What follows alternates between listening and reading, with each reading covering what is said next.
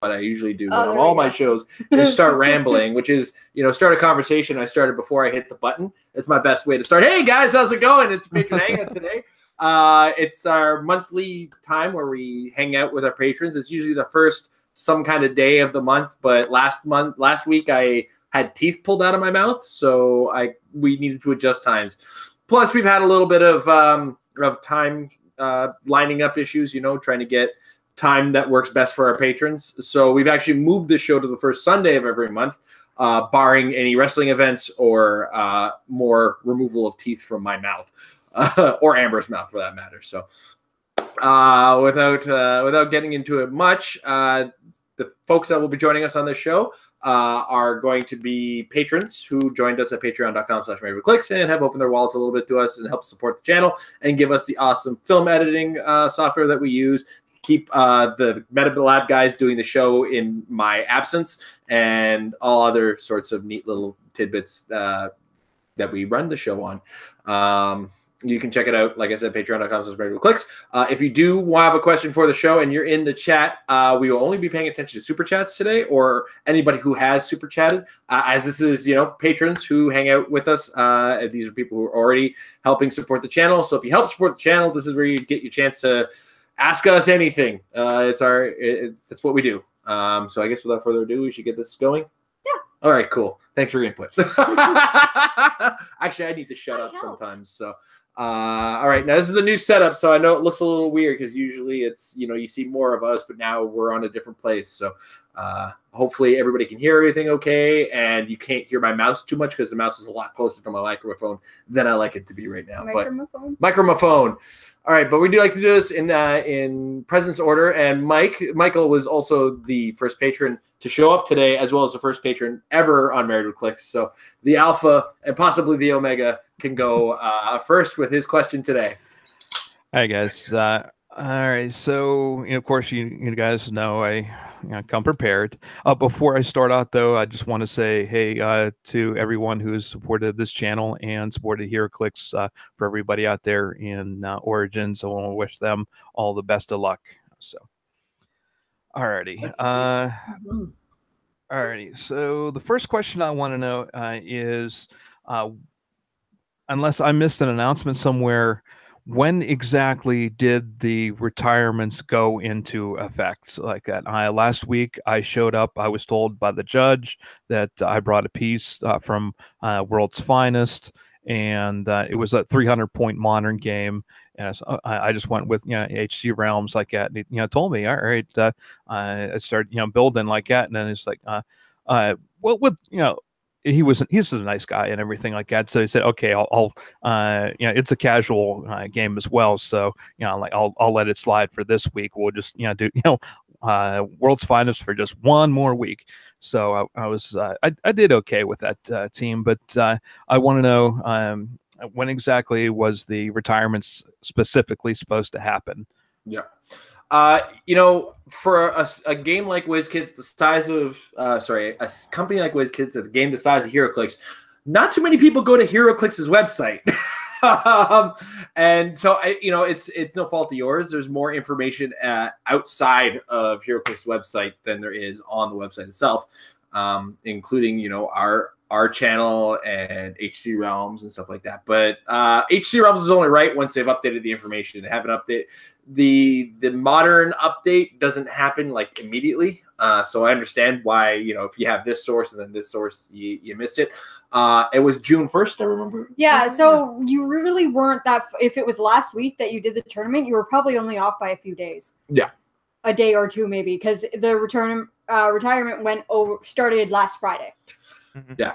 So it's only really been just over a week that this new set of the new set of modern has happened. So yeah, it's understandable that you would miss that quickly. I mean, I'm not gonna lie though. We've run tournaments at the Comic Warehouse where back when I used to judge, I'd have a modern age tournament. I have a guy show up with figures from like 7-8 years ago, and I was like, oh man, this is a modern tournament, but your stuff is so old, you're gonna have a bad day. Yeah, okay, you can play with it. Anybody got a problem with it? No, I didn't think so. Using some old Hyper Time figures. Yeah. Well, that's 15 years now. Yeah. Wasn't that bad, but yeah, I mean. But there are at least carded figures. Like, look at my Web of Spider-Man stuff. Like, oh, that bullseye is amazing, but I can't let you use it. And it's one of those things where it's like it was a brand new person to our venue, not brand new player in general. But not if they have 8-year-old figures. Yeah. Well, I mean, we hadn't seen them at our venue before, so it was like, you've never been here before. I don't know how often you've played, so they are really weird shadows because of where the shelf is. Stop like focusing on them, Amber. You're drawing attention to them. A giant shadow over my face, and it's only like half of my face is in shadow. And Lucas's first introduction to the show, and we're gonna get to him in a second. We go on tangents, so all he asked for was a date, and you're gonna find that this happens on every question. So I hope you're settled in and you've gone to the washroom or you've brought beverages. Speaking of, Lucas, welcome to the Patron Hangout. Thank you. Yeah, it's the first time I've been able to participate in one of these. I think I joined your guys' community, it was right after October, I think. Yeah, it was right after October. Actually, I think we were hanging out. I was vaping at the time, and we probably were out for a couple smoke breaks. Yeah, because one of my teammates, Isaac, he smokes like a choo-choo train or whatever, so we go out and after every round and that sort of thing. So yeah, you were joining us for a lot of those. That was fun. But yeah, I really enjoyed your guys' content, so I figured why not? I like supporting the community because we don't have a community if it doesn't get supported in some ways. So shows, podcasts, that sort of thing. It's always fun to do that. Plus, I like information, so the more information I can listen to, the better. I like to play the game, but sometimes I don't see everything that everybody else does. So, if I remember correctly, you guys are not able to make it to Origins this year, right? No. That's what I thought. Origins is a little bit of a rough one this year. Yeah, well, you got your big projects and everything like that. And that makes sense. So, I'm gearing up for it. I think I've changed my team 6 times in the last week, so hopefully it stops changing here pretty quickly. But hopefully it's not over tweaked. I've had problems like I've over tweaked it into not working. Well, yeah. Luckily for me, I am as of like November, so I am a member of Phoenix Nest, so I do have a good structure of players that can help me figure that out, so I don't overstep that sort of thing. PJ's obviously no secret; he's pretty good at helping people build teams, so it's a good resource for me to have. So he's pretty okay with that. Yeah, just a little bit. So. No, we've been play testing quite a bit. Roll20's been huge for that. So being able to sit in South Dakota and play with people all over the country has been really fun. So, all right, awesome. Did you have a awkward question for us to answer or anything like that, or? I wish I did. I don't have anything off the top of my head right now. But if I think of something, I'll let you know. That's awesome. Okay, so we'll open it up back to Mike because Michael comes with a big list every time. And so he's always got a bunch of them ready to go. And, the way we answer, you get lots of time to ask us whatever you want to ask us. And you're not limited just to HeroClix questions. It could be, how the sausage is made kind of stuff if you have anything. So such a weird metaphor you've been using a lot lately. What, how the sausage is made? Yes. I guess, yeah, we've been eating sausage a lot lately, and now you're thinking about how that metaphor works. And the reason is I understand that it's a metaphor for going behind the scenes and understanding how things are made and what goes into it, but it's a really weird, and you've been using it so often. But here's the thing: if you've ever seen the process it takes to make sausage, and if you've ever witnessed it, seen what they do, you won't want to make sausage or eat sausage ever again. I know, that's why I don't know it. I don't want to know those things. All right, Michael. I think we're done talking about sausage. Jason's never done talking about sausage. So at the end of the day, another phrase I hate hearing, it's so overused. So at the end of the day.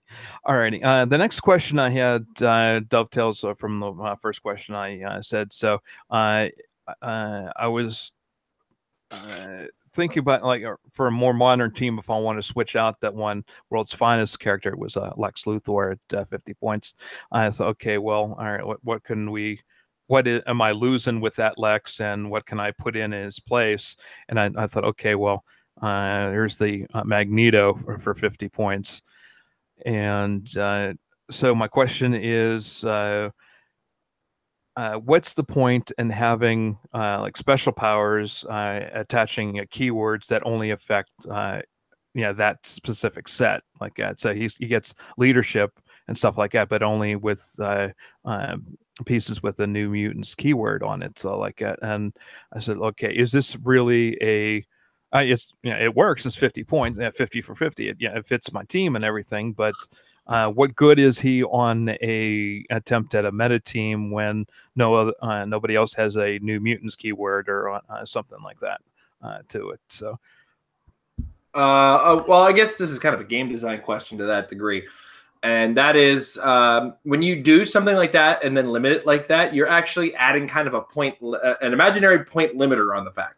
So what'll happen is, in the case of this Magneto, I believe it's that headmaster. No, it's not the headmaster trait, is it? No, it's just leadership for New Mutants.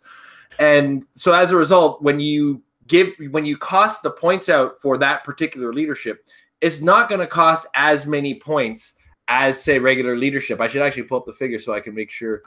His leadership is it's just like the other headmasters, so it's leadership period. So that leadership is the same. It doesn't matter if it's New Mutants or not. It's just leadership. Oh, okay. It's the perplex that's only for New Mutants, just like the headmaster Wolverine's perplex only for X-Men. Yeah. Right. Okay. So the leadership is actually already costed in it, but and that's going to be based on a trait. But the perplex itself is going to be costed at a lower state because the perplex is limited, and because the New Mutants is only really in that set in modern. That is going to have a bit of a hindrance on it. I believe there might have been one or two in Deadpool, but I don't know that off the top of my head. There's people with better memories for these things than I do. Deadpool and the X-Force is the only other set I can think of where characters he should have new. He doesn't have New Mutants. He does, yeah. He does have New Mutants. Click on the actual keyword. So like there's Rusty Skids, yeah. Xavier School. There's and then gets okay. How did they miss it in Deadpool and the X-Force? Anyway. So you get Cable and Boom Boom. That's all you get in New Mutants. So anyway, when you do add limiters like that, you can actually, in the game design sense, lower the points on it. So that's why, and then it actually turns that perplex into a niche perplex. And as a result, that character's perplex only exists in other functions, but then it becomes a cherry on top of a figure that already functions in a different way. I kind of hope that clarifies it a little. And Amber, do you have anything you want to throw on top? So just to kind of build off of what Jason's saying there, like if you were to have a person that has a special power of leadership perplex and say that adds, we'll say 20 points to their total. So you're saying 20 points for 3 Clix that has that, because I believe he's traded that. Yeah. So if that would on a regular character cost 20 points, let's say on this particular character, that actually only costs about 15. So it may actually limit or lower the value, the point value calculations that they go through for certain characters, because you're putting that sort of limiter on that. Now, that being said, X-Men, like Xavier's School, seem to be, if you look at a lot of the figures in that set, a lot of those seem to be built around the idea that this was a set you wanted to play sealed. It seemed to be very much designed for sealed play. There is a lot in that set where it is keyword dependent and talks to other figures in that set where it's like these need to be played together. That being said, we are also now seeing characters that kind of cheat keywords. I believe Eternity is the big one in Avengers Infinity, where it's like you just get all the keywords. So there is ways to play around that, where even though he's limited, other figures might make that actually better, because all of a sudden Eternity is a New Mutant. So now he can perplex Eternity, and you're like, okay, let's go for this. And I don't know if you've seen the comic going around with Eternity and All New Wolverine, where All New Wolverine is able to take all the keywords of one character, and then Eternity takes all the keywords of every character. So now All New Wolverine and Eternity have all the keywords of the entire team. So there are certain ways they have done it before in older sets, as well as basically keyword cheating, where it's just a way to finding ways to put keywords on characters that weren't supposed to have those keywords. At the end of the day, they're keeping it cheap. Yep.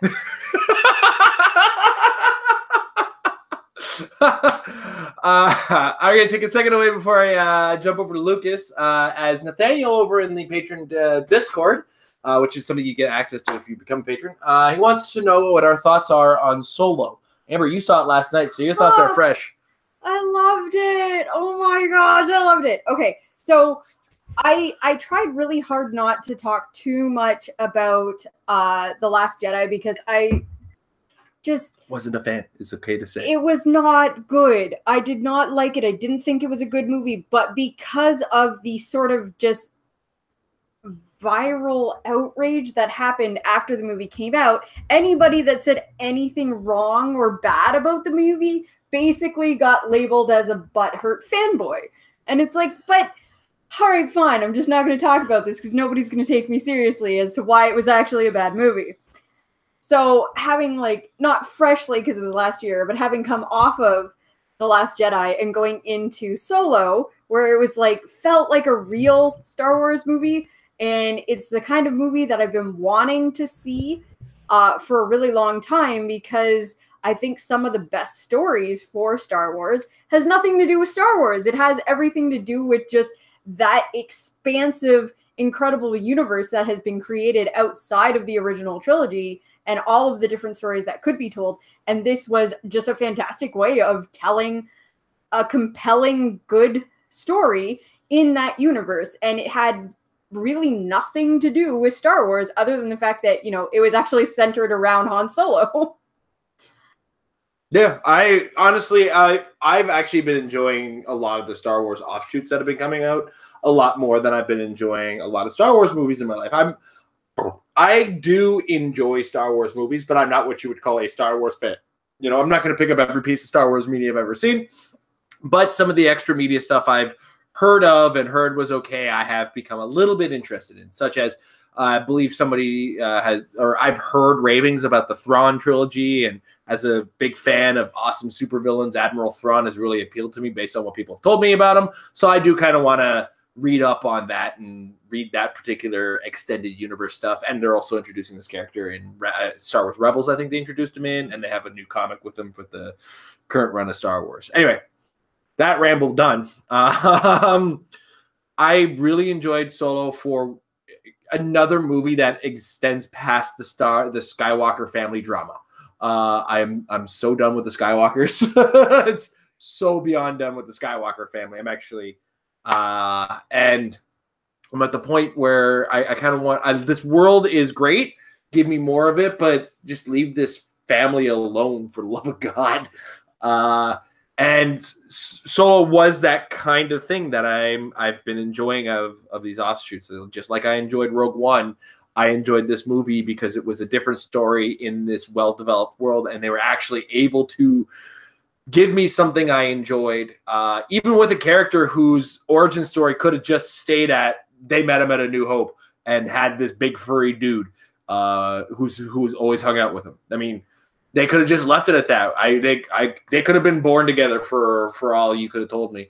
But instead, they gave us this amazing story that involved the meeting of Han Solo and Chewie, how he's not 100% rebellious, among other things. I mean, this is stuff that's in the trailer. So I want to avoid spoilers, but Emilia Clarke did get a good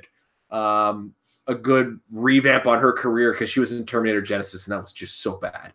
Oh my God, that movie was so bad. And Paul Bettany was amazing as always. Fantastic. That guy knows how to choose scenery like anybody's business. So the actors did a fantastic job. And one thing that me and a couple friends at work have been discussing is I don't know the young man's name, but the fellow who played Han Solo did a good job of playing Han Solo and not trying to be Harrison Ford. Yeah. That was one thing that we really dwelled on. But at the same time, Donald Glover did a good job of playing Billy D. Williams, yes, as opposed to Lando Calrissian. So, and at the same, like, both worked very well in what they were. And the Lando's droid, oh my gosh, Lando's droid was the greatest thing ever. Anyway, Yeah, so I really enjoyed the movie, and those are a lot of my thoughts on Solo. I got a chance to see it from my boss at work, and I did not regret seeing it. All right, Lucas, the floor is yours, sir. Yeah, so I was going off of the second part of the question that and you're gonna have to refresh me on names. I'm terrible with names, but that he had asked earlier about those traits being meta. Because you had asked about the fact that Magneto might possibly be meta, and the Magneto, it's tough because there's not very many new mutants that are actually good, in my opinion. But the headmaster traits in general, absolutely, right? There's a lot of cheap X-Men headmasters right now. The two main ones are going to be Wolverine and Cyclops, the super rares at 50 points. Yep. There are quite a few people already who have committed to playing four Wolverines on a team at Nationals. Poor wallets. Oh yeah, it's bad. $50 super rares suck. Yeah. Especially when you need to buy the $100 ID card and another $50 super rare for the ID call-in.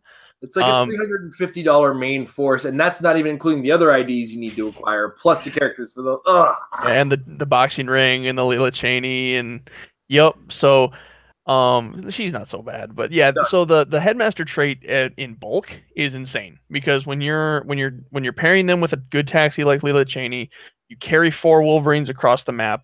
You all have perplex. You call in another Wolverine. You give him a 14/6, and he flurries. Mm-hmm. It's insane. So the headmaster trait's definitely good in bulk, but it has to be used properly for that. Like Amber said, the ability to use them in sealed is a little bit more reliable. And except for when you're not working on these niche builds for meta. But I was gonna ask you. Oh, are you playing the POG generation at Canadian Nationals then?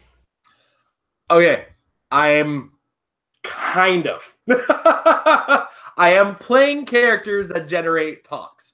Okay. And well, not POG generation. I guess the chairs, the Daredevil and the Black Panther. Oh right, that was the team you were developing. I was ready to go with that team. I was so ready to go. And then what did I play test against? Oh, I think it was like right now baseline is Unimind. If you can't beat a Unimind, you can't win. At least as far as I see it, unless you manage to somehow duck Uniminds. Again, I don't play on Shredders at the very least. Right? Yeah. So when I got to testing with the Unimind, I started running the numbers and I couldn't catch them.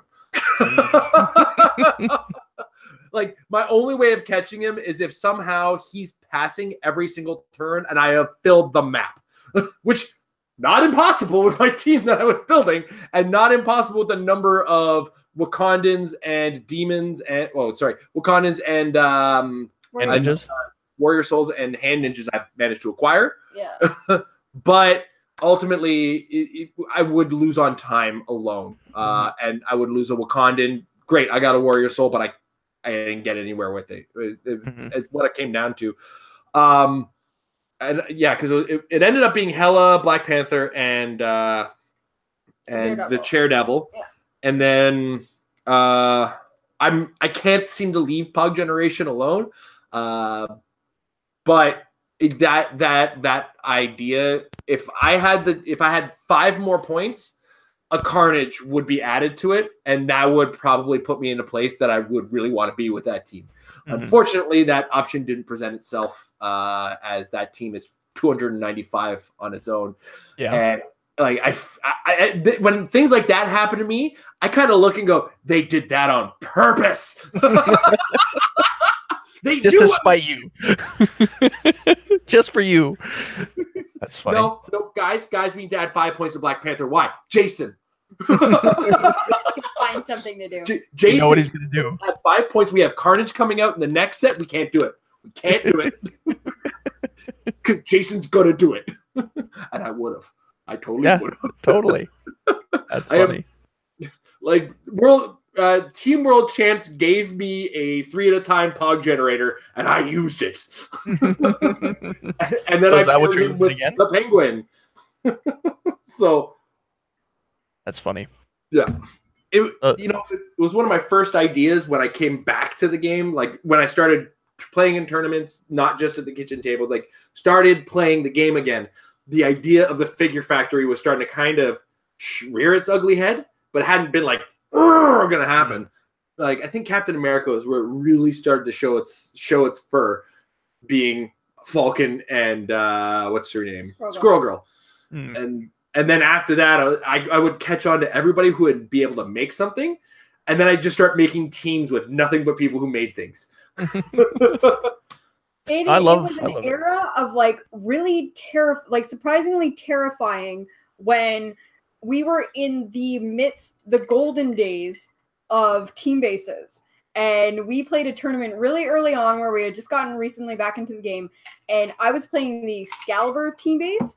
And I went up against his figure factory. And it was the most terrifying tournament to play, wielding a team base and having it just ripped apart by multiple men. Because every time I hit a multiple man, I didn't do enough damage to kill him, so he would make enough multiple man based on how much damage I dealt him. So all of a sudden, I didn't kill this one figure, and 5 more are behind him. And I'm like, what is happening?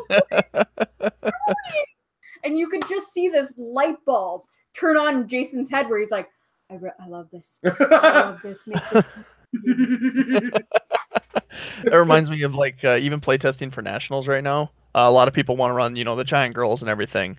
Fun fact, calling in a Brood X, Professor X, and retaliating with a Surtur in the middle of a bunch of giant girls is hilarious.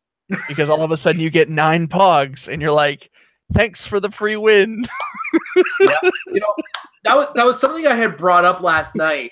I don't know if you watched my panel with Easton and PJ. Yeah, I watched as much of it as I could. Yep. At one point, we were talking about the giant girl swarm, and I said, isn't that just Surtur bait? Like, because Surtur can come in, kill like 5 or 6 of them just by missing the first attack. Right? Yep. And you call in Professor X beforehand and get a bunch of pogs. Yeah. And like, can you imagine like if I would have been able to have Surtur with Hela? Like the nonsense, like, oh my God. Anyway, that's great. Yeah, the potential on it is not lost on me. So, and even then, Surtur pays for himself with that retaliation, even if he dies next. It's like, well, I've killed 6 or 7 things. That's 60 to 70 points. You just got 25. Congratulations. Yep, that's exactly it. And if they can't kill Surtur and you get to do it again, then it's over. The game's done. And then next turn, Surtur could even just attack them. Like, so you can miss the first attack, kill a bunch of them by accident because that's what he does, and then you can shoot because they're colossals as well. Yep. So that's exactly it. Absolutely. Oh, it's great. Oh, great. I'm so happy. I'm so happy that people are thinking of doing that. Oh, I've done it in so many practice games already. Surtur's amazing. I came to the realization last night that I have to play him. Oh yeah. So, yep. You just gotta. I mean, if he dies first and they go for him, so be it. That's how the game goes. But if they don't go for him, you can just obliterate them. It's awesome. So yeah. Every team right now is only at 275 points because you need to be playing a Surtur. Yeah. And if you're not, you're doing it wrong. Thanks to Surtur, I am going to be helping to bring light back to the undead set. Oh, I love the undead set. Dr. Frankenstein is he's beautiful. Got second in Kokomo, the PJ's Mega Super Qualifier with Dr. Frankenstein. That was beautiful. Because parrying Dr. Frankenstein with Zombie Super Scroll is just mean. People shouldn't be allowed to do that. Okay, all right. Here's what I'm gonna do. I'm gonna choose all powers. All right, all 4 powers. All right, you ready for this? You're gonna take damage. Don't worry about it. All right. So now I'm gonna perplex up his stats. All right, cool. All right, you're still gonna don't worry about the damage. I got this. I'm gonna do a thing. All right, you took a bunch of damage. I'm gonna get a token. Okay, cool. Next turn. Oh, look, I took a damage. All right, you dealt me some more damage. Okay. First thing I'm going to do, free action with Dr. Frankenstein. I'm going to support. Wait, free action.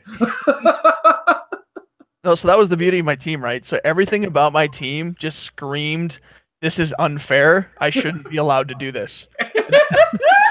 And this is why Pat bans Zombie Super Scroll, and because it was 400 rock age limited, right? So I'm playing Super Scroll, I'm playing Dr. Frankenstein, I'm playing Bizarro Green Arrow, and then Galactic Guardians Mole Man for the mind control friendlies, and then Goblin King, and a Cowgirl Pug to round out some points with the Bat Signal Mjolnir and the Asgardian Shield. So you can't hit me from range. I get to make 3 close attacks per turn with Zombie Super Scroll and get my tokens. I heal myself up because I have terribly low defenses, and Goblin King gives me whatever powers I want. And Zombie Super Scroll single-handedly killed the entire field.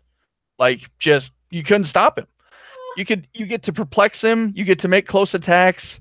Like, I think somebody, so 2 games in a row. First was against somebody whose name is escaping me. The second game was against Jalen Major. They were both playing Doc Ox, right? 2 games in a row, I win map because I'm theme. I bring him to Arthur's Castle. They move up the map. I energy explode, and their whole team, and the game's over. 2 games in a row, just like without fail.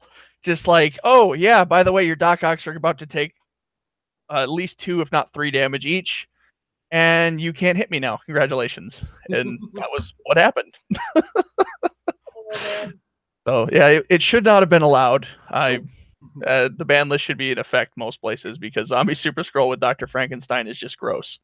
Yeah. And before we get to Mike's next question, I just want to add that is a sign you've made a good team when you can turn around and say, this is not fair. I shouldn't be allowed to do this.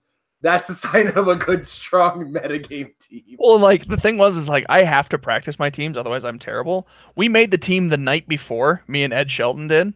Yeah. We made the team the night before. I'd played it once, and I go and get second in Kokomo with it, with 50 players.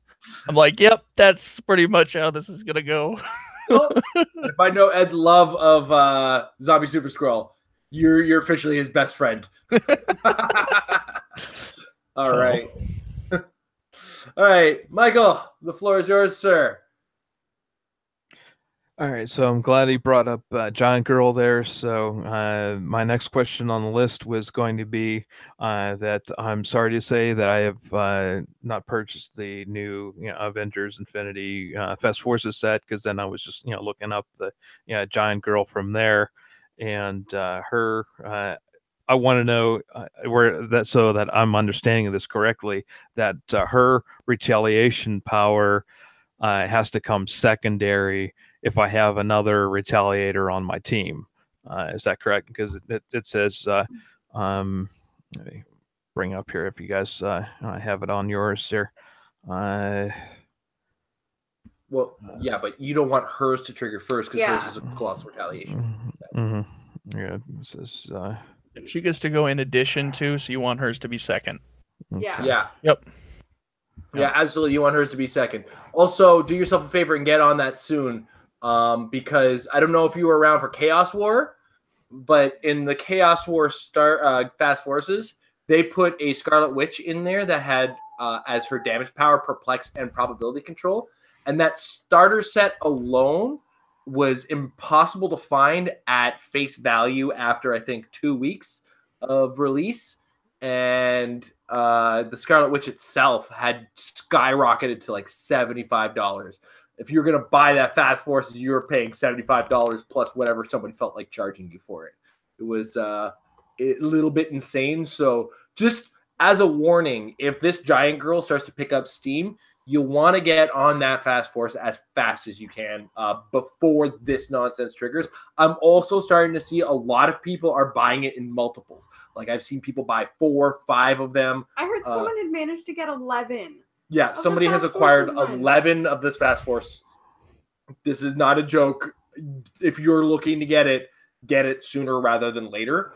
Yeah, they're already over $20 a piece. So they're already worth more than the Fast Forces itself. Yeah, the Giant Girl alone is worth more than Fast Forces right now. You guys pay less than... Yeah, we pay $20 for our Fast Forces. They're $19.99. Well, no, actually, I lied. This one actually might have been $25 if I remember correctly, because it had the Colossal in it. we paid $25 at our local store too. They've been charging us American prices on a lot of HeroClix stuff. Like they have, I don't know if you noticed, but their Avengers Infinity War boosters are only $16. I did notice that. Yeah. That's American prices for those. Yep. Exactly. So, yep. That's pretty good. Also because they can't move HeroClix right now. That's true. We're the only ones that buy them every so often, and that's why I don't feel guilty when I buy like an occasional Infinity booster. And I mean, the last one we bought, we had a super rare that we didn't have before. It was a Golden Skull. So. I just bought a random booster on Friday and got a Tigra, so I was kind of excited about that. Nice. Nice. Yeah, I was like, oh crap, I got the Dune buggy, and I kept looking through the figures like, oh hey, there's a chase in here. All right, we're good now. If you open a Kronos, keep looking because Kronos comes with Star Fox chase. Oh yeah. Well, not always. Star Fox comes with Kronos. don't have everybody like Kronos. I'm definitely getting a Star Fox and screw everybody over. It's that whole thing, kind of like what Avengers Assemble had. It's like I got King Thor and a 3D man. Awesome. And every King Thor I saw pulled had a 3D man, but not every 3D man had a King Thor. Yeah. Mm-hmm. So yes, not every Kronos is going to have a Star Fox, but Star Fox has been packaged with Kronos, two Black Panthers and something? Or the two different Black Panthers. Yeah, the two different Black Panthers and one more thing in there. Actually, I think that was the one thing that was different in the two packs. Once you got Vision and once you got something else. No, because the two... I had one that was... Because the Black Panther is uncommon and common. Yeah. And then was it Black Widow or Vision? It was one of the two. I can't remember, but I've had like 4 other people confirm that exact pack is a thing. I mean, we pulled it twice. So. Yeah, we've pulled it twice. I've had nice. be like, yeah, we've pulled it twice. I had 3 other guys be like, yeah, I pulled this. So. I feel like I'm sitting on Star Fox a little too long. Like I got to trade him soon. I would say yes. A lot of people think he's much better than he actually is, in my opinion. Now, he's very good. You put him with Mjolnir, you put him up to a 14 attack, hit for 9 squares away with Infinity. Like, he's very good. But he's not game-breaking. He's not meta-changing. So, like, if you're going to sell him right before the hype of Origins or right as the hype of Origins is going on, that'd probably be a good idea. Unless he wins Origins, then he's going to skyrocket. But and it is. I know Easton's piloting it. Yeah, that's what I've been told as from my sources as well. Well, he said it on my show, so it's public. Yeah, well, but if I've learned anything from this community is we're very prone to switch our teams at the last second. So, or just be like Aaron and make your team last second. Aaron Cantu is the one guy who he's the antithesis of my motto of practice makes your team better, because Aaron he builds it the night before and he's like, yeah, I'll be fine. Sounds like Matty G. Matty G does the same thing, except he doesn't build his teams. He just gets told what he's playing. Who's this? Matthew Gruchios. Oh, great, Matty G. Yeah, I don't know how to say his last name. That's why we call him Matty G. Great Chunos, yeah. Great Chunos, yeah. Phonetically spell it for us one day because Jason kept mispronouncing it on the Meta Lab, and he's like, "Okay, this is how you say my last name." Yeah. I actually played against him in Rocktober one year. Actually, my first year there, and we played a very interesting game. But it was also the game I taught him how to use the Underworld team ability. Yeah, Matt's pretty much not allowed to build his own teams. I mean, but obviously he's a good enough player to get top 2 in 2 different worlds. Well, that's exactly the thing. On fire last year. You basically go to Matt and say, Matt, you should play this. It's good. And he's like, okay, how? You do this, this, and this. All right, I'm gonna go play it, and then he'll get second at Worlds because that's just how that goes. So that's a very good player. He's just not the greatest at team building, and he knows it, which is fine. So, that's one of those things that sometimes you can look at the board, have a team, know how it functions, know what the team does, and just kind of adapt to that and make the squares happen. As long as you generally know how figures work and whatnot, and at the same time, you could also just be terrible at coming up with the ideas that puts the figures together. I've had my moments of that. I almost didn't even. For one, I didn't know that the 4 Wolverine team existed until yesterday, and like I had just started hearing like people are talking about this X-Men swarm, and I was like, PJ, what is this X-Men swarm? And then he explained the math to me, and I was like, oh. Yeah, that's gross. Well, that's what makes PJ and Matt such a dynamic duo and so deadly together, is because if BJ PJ helps him build the teams. Matt just pilots them, and then they both just do incredibly well.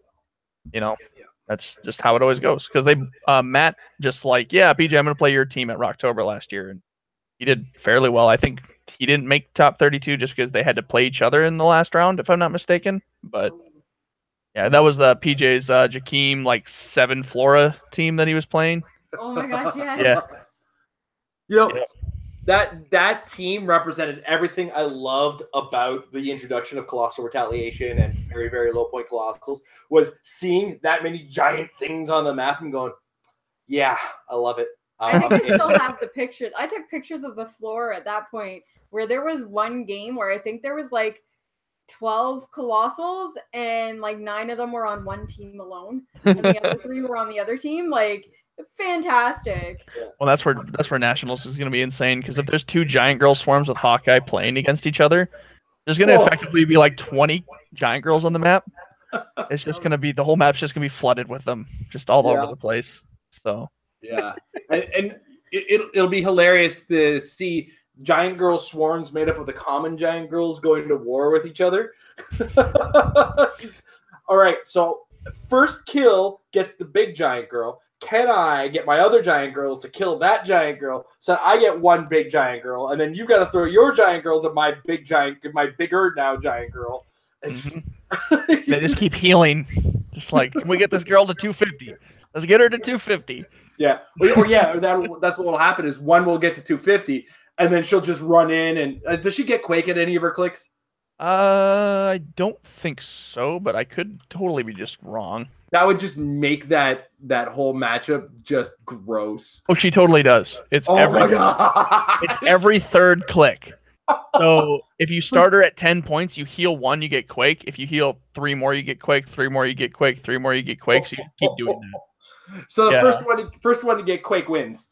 Pretty much, because when she KOs an opposing character after resolutions, roll a d6.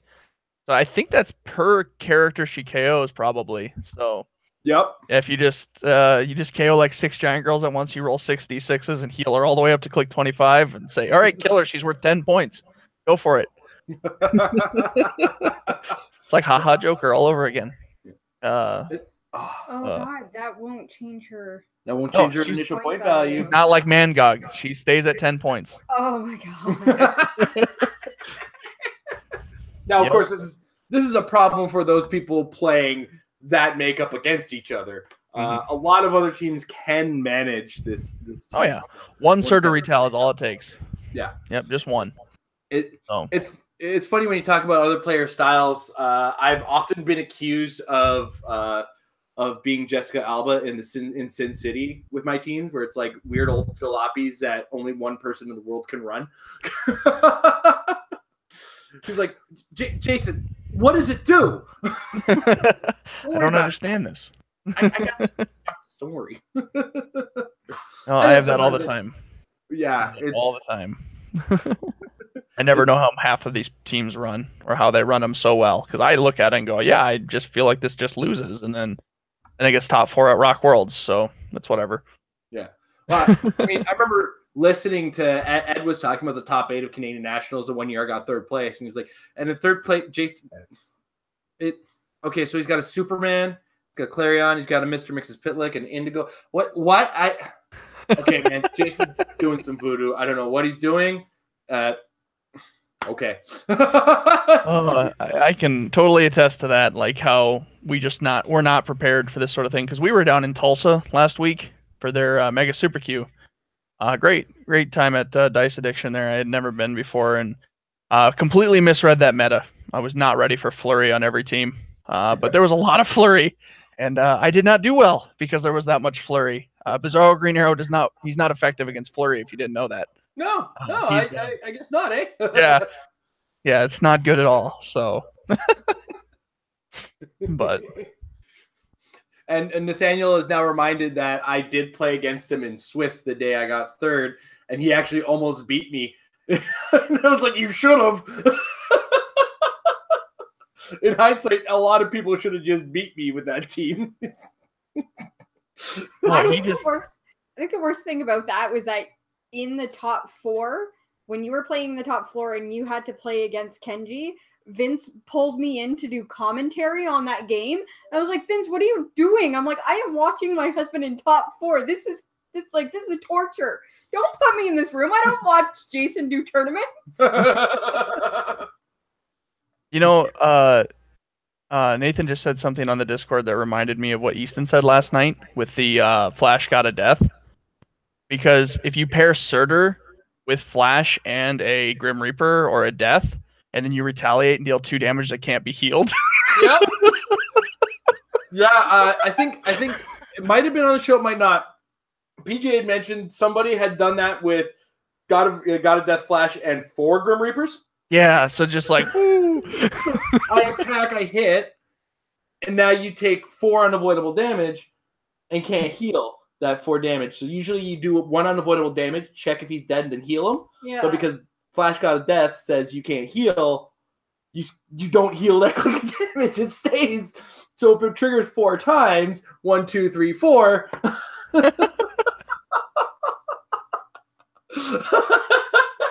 Now I think that doesn't fit in 300 because I believe the Grim Reapers are like 80 points. Or you can play the Grim Reapers at 60. Okay, yeah. Yep. So Grim Reapers is 60. 4 of them is like 240. So that's not a 300 point team, but Oh my gosh, that's the potential damage output on that just for making 1 attack and 1 hit. Okay. I mean, you can do 2. Flash and 2 Grim Reapers is 245. Even then, that's stupid. Yeah, and then you hit somebody for 4, and then they just take the 2 unavoidable after. So that's 6 damage close attacks.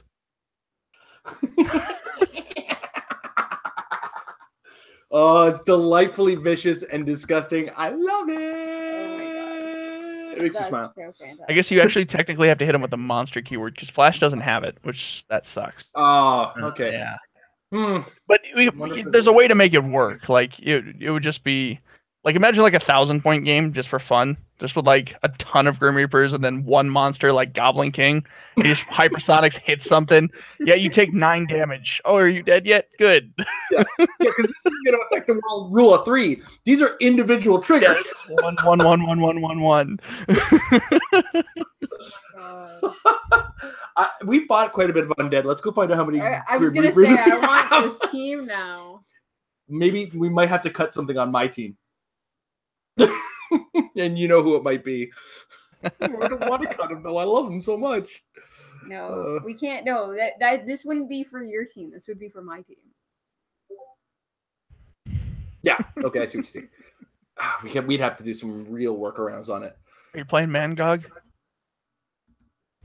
I don't know what I'm playing. No, it's You not. gotta play Mangog. Everybody should be playing Mangog. I was considering it, and then he didn't have the monster keyword, so I moved him. That did hurt. I would have totally played him on my monster team if he had the keyword, because yeah, he would have been insane with it. But yeah, absolutely. All right, I think now we've also offended Nathaniel in the Discord. Michael, I believe we can move to your next question there, sir. Alrighty, so now that we're into the portion of the show where we discuss our meta teams, my one question here I had, does a good meta team have to have at least 1 pick-up power piece on it? No. Nope. not in this meta. Yeah, right now the current meta. Okay, let's answer that a little better as we like to do. Jakeem Thunder is still good. Unimind is still good. And there's other pickup powers that are out there. They're still good figures, but I don't feel they were never really a requirement per se. Because I was able to go to the limit with a lot of Unimind teams with my Devil Dinosaur, Carnage, Ameridroid nonsense with Pogs and stuff like that. Like I was able to compete. I would just a lot of times pulling out the win came from like critical misses, just general misses when I probably could have done with a hit. I mean, I had a game with Daniel Joins where missing a pulse wave literally cost me the game, and I think I needed like a 5 or a 6 on it. So, the reason you see a lot, and this is that situation that a lot of people kind of miss when they see a repeating metagame. is if it is that strong and can easily be managed to a certain degree, even the best player will push to use it because tournaments are long.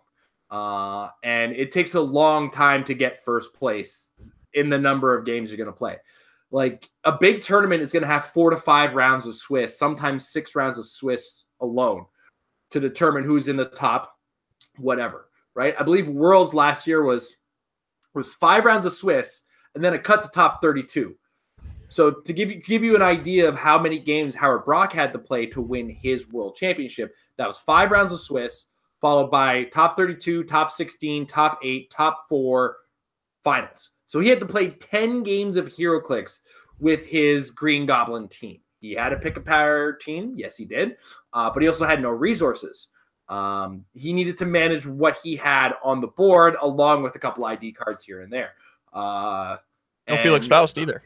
Yeah, no Felix Faust on his team, for that matter. And it was because he knew what the team was doing. He was able to manage it for a period of time, and he minimized the number of mistakes he could be making with the team. And that is an important factor in when you see teams that start to repeat themselves. Now, getting past that, when you see 4 Wolverines going up against Unimind, they can do it. They get enough attacks, free attacks, the ability to bring out ID card characters, just get in the face, do a ton of damage with a number of attacks within the action total that you're allotted. And honestly, that's just enough for them. You just have to be able to kill and know how their dials work. Jakeem Thunder's big strength is that he's got a thick dial, able to pick powers, but you do still have to get past defense powers. As long as you know the dial, know how to get through the dial, you can whittle it away. You just got to... The major part of this is knowing what you're up against and knowing how to deal with it when it does show up. Shredders at face value aren't the number of clicks that they are. Don't forget that. You're going to have to kill them twice, the second time at half dial. So you have to kill it 1.5 times, technically, about 9 to 10 clicks to kill them. And these are these things that it's not so much that you have to play these things. You do have to know how to compete against what's good in the game. And even not just what's good, sometimes what's bad. And I'm not even going to kid you. One of my POG strategies I stepped away from because Photon exists. Yep. And like Photon's not necessarily good. Photon's not necessarily going to be played, but Photon is a threat to that team. And I had to step away from it and go, is this going to be the problem? And in my head, it was. It was just the problem. So I decided to step away from that team and that entire reliance on that strategy. Now, I'm not using POGs altogether, but if Photon is going to bring a POG over, it's coming from a big red slimy dude and is not going to be easy to hit. You know what I mean? Mm-hmm. So ultimately, knowing how the game works is the key to making a good, strong meta team. And a figure, you don't necessarily have to lean right now where the meta stands in this post-rotation world, because the ID cards that are available aren't what they used to be. You're opened up a lot more. And that was one of the things I didn't catch or didn't kind of hone in on when I was a little worried that resources were going away.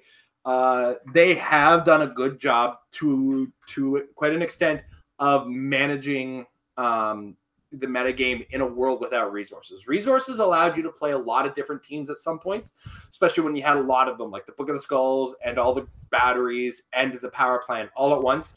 Opened up the doors for a lot of different teams. It was almost an unplannable meta. Right now, it's back to kind of an unplannable meta, but at the same time, there is a level of planning you can put into it. For instance, if you could beat a Unimind, you can probably beat anything, but don't necessarily build to beat a Unimind, if you know what I mean. The Wolverine Swarm is a team to expect, but don't just build to beat that. Be ready for also the Unimind, right? One thing might not work on the other. I think Flurry is the good answer to all of those, or not necessarily just Flurry, but lots of attacks. If you can get a lot of attacks off on your opponent, that's fantastic. Specifically, like the guys on the Meta Lab and myself have talked about the fact that you can take Surtur, Colossal Retaliate on a Unimind, and if you have a title Wasp, you can use her -3 ability, I believe it is, to shrink the Surtur. Now Surtur is the same size as Unimind, and you can attack him again. So, like, that's not flurry, that's multiple attacks. But when you hear people say flurry, make sure you understand that not necessarily just flurry, but being able to attack more than once is a good, strong thing. As well, this flurry idea, this ability to attack a lot is going to help with the Lockjaw situation. Because Lockjaw is also a thing to deal with because he takes individual tokens off when you do damage to him. So right now it's a meta game where a lot of attacks are going to help. We'll see if WizKids sees anything in Nationals that they end up watch listing, because that's another thing. Nationals, Worlds, they tend to lead to watch lists because WizKids is in the room, especially Origins Games Fair. And then when we go to Worlds at PAX Unplugged, they're going to be in the room going, is this how this is supposed to work? And they're gonna be like, no, we have to fix this. And that's what happens when you see watch list changes. This is because guys like Scott D'Agostino or other members of the team are there and go, guys, no, this is not what we thought this would do. They were there with Faust and went, uh-oh. What have we done? We done fucked up. We made a game. They're not playing the game anymore. Well, at least one player isn't playing the game anymore. Yeah, tell me about it. My first major meta experience was at Rocktober 2 years ago, and I had to play Scott Crampton first round of every event. So the Super Qualifier, Midnight Super Qualifier, and Finals. He was playing Faust, and my first game and my third game against him, I made 1 attack the first game, 0 attacks the third game. He landed the Faust die every single turn, and there was nothing I could do about it. Just died every time. My first Fausting was the first Faustings. It was map wide Nationals that year, and Isaac had told Ed, like, well, if you build it this way and use probability control with it, they basically don't get to play the game. And I was there. I was frustrated, and every rules question was just like, okay, we got to call a judge because we are not getting along on this. And it was a frustration. He's like, judge, just come on here. This game is stupid anyway. I want to play at some point. Yep. That was the problem with it. And then he denied me the only points I could have scored that could have put me into the top 8 of that constructed qualifier. Because like I think my team was the only one he swept. He went 2-1 in that, and I ended up having to play against him in the sealed final qualifier at the end too. And boy, did that not being allowed to play leave a rage in me, to say the least. I got to my first experience, and actually my only experience to this date playing against Faust was at that same tournament, and that was when Faust and the D20 Doctor Strange were being paired together, and this was also on a team where he was playing Tim Hunter. So that was the 3 characters, and I was playing my Brainiac Skullship, and he kept shutting off like power. He kept rolling orange, and it was like the power dampeners. So it was like, I pretty much can't do anything because everything that Brainiac does is a power action. So I ended up dancing around the map while he was trying to deal me damage to get through the ridiculously long dial that Brainiac had. Now, granted, he didn't play it ideally because I was doing really well to keep Harley hidden, because this was the make that I had was Brainiac Skullship, Sinestro Battery, and Jake Williams Harley. So I was constantly keeping Harley out of the way so that he couldn't kill Harley and get points off of her. But any attack he did was on the Brainiac Skullship, and he wasn't anywhere, or like that. For its point, that ship had a ridiculously long dial. So he had no idea the dial because it had just come out basically that day. And had no idea what he was doing against my team. And with the Sinestro Battery bringing his attack down by 2, it's like I couldn't do anything against him, but he wasn't doing enough against me. And on top of it, we were under camera. And this was still in like the early days of Married with Clix. So it's like I had this whole camera persona. So like I was basically even helping him try to fight me, and he just couldn't do it. And we ended up going to a roll-off, and I won the roll-off and went into top 16. Now, at the time that they were only cutting to top 8 and doing a finals for top 8, but I ended up finishing, I think, 14th place. So top 16 for Canadian Nationals that year. But we actually went out. I went outside for like a breather afterwards, and he came up to me and he was like, "Okay, I gotta ask how far was I in actually cleaning, or like how close was I to killing Brainiac?" I was like, "You had him on his last click pretty much the entire game. He was sitting on his last click, but you didn't know what that click looked like, so you didn't go aggressive enough to finish him and get that 200 points." And but yeah, it was just like I spent that entire game doing nothing, and it was the most frustrating thing. And then on top of that, I was on camera, so I couldn't show just how frustrated I was. Yeah, that's the thing, because all they saw was your hands in the game, and the best you could do is just. To answer the question about the pickup powers and whether or not they're necessary in the meta, pickup powers really got hurt after the rules changed, because you can outwit the powers that they choose.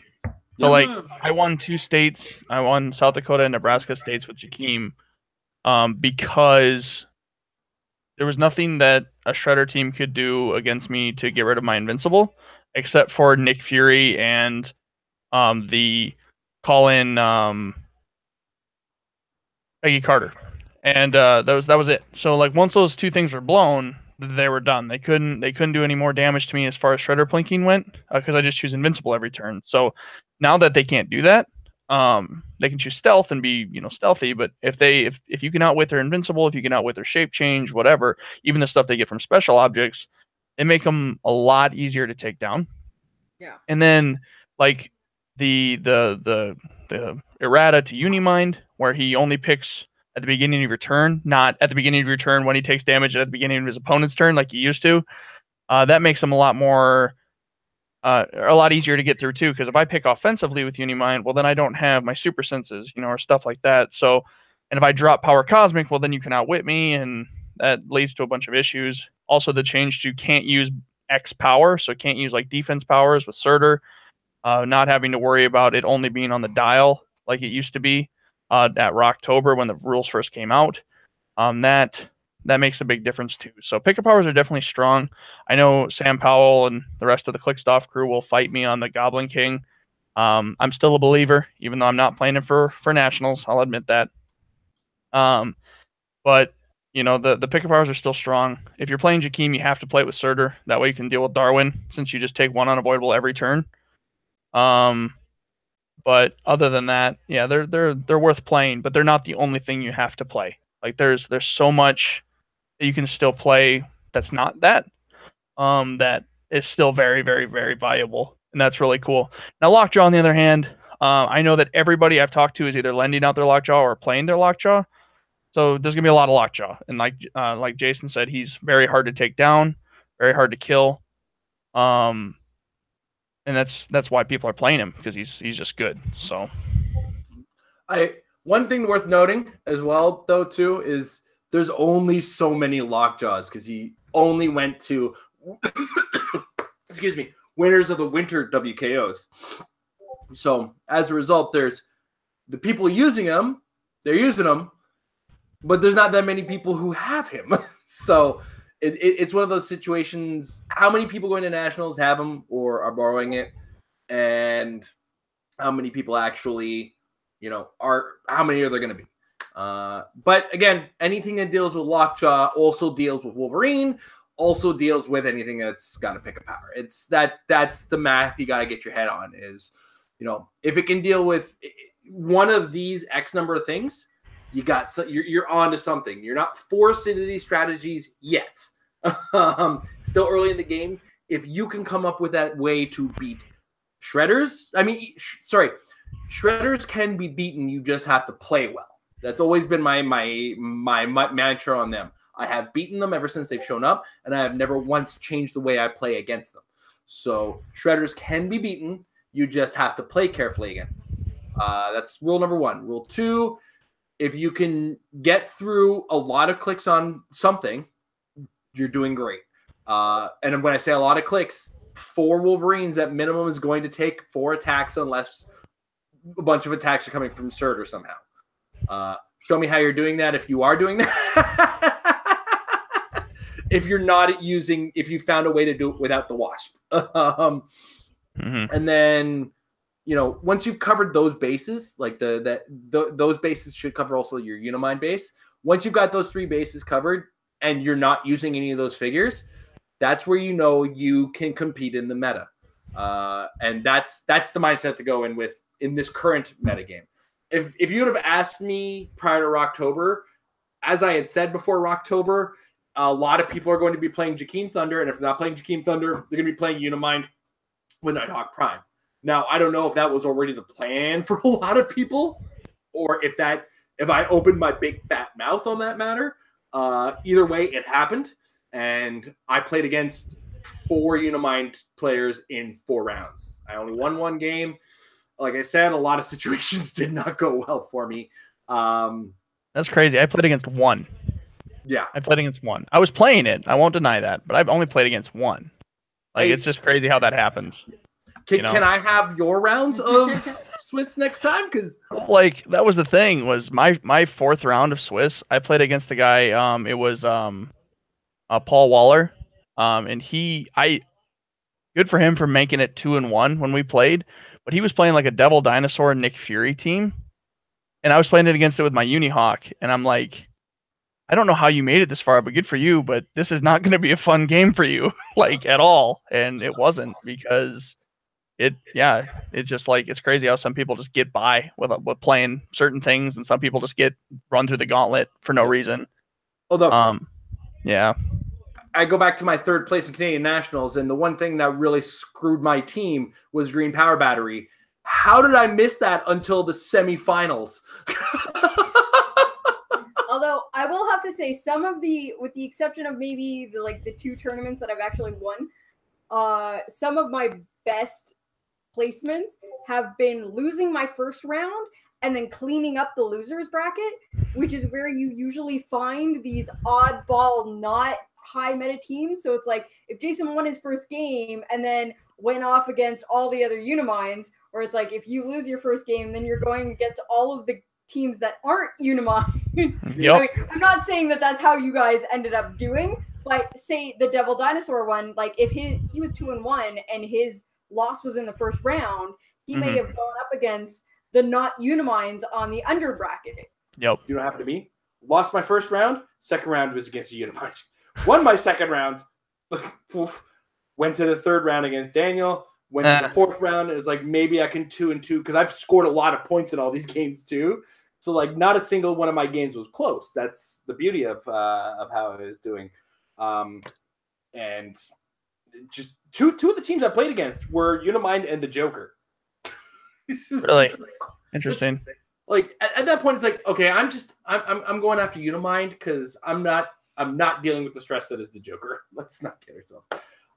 And every time I used a Maradroid, my opponent would go, "Oh, wait, you don't have to hit?"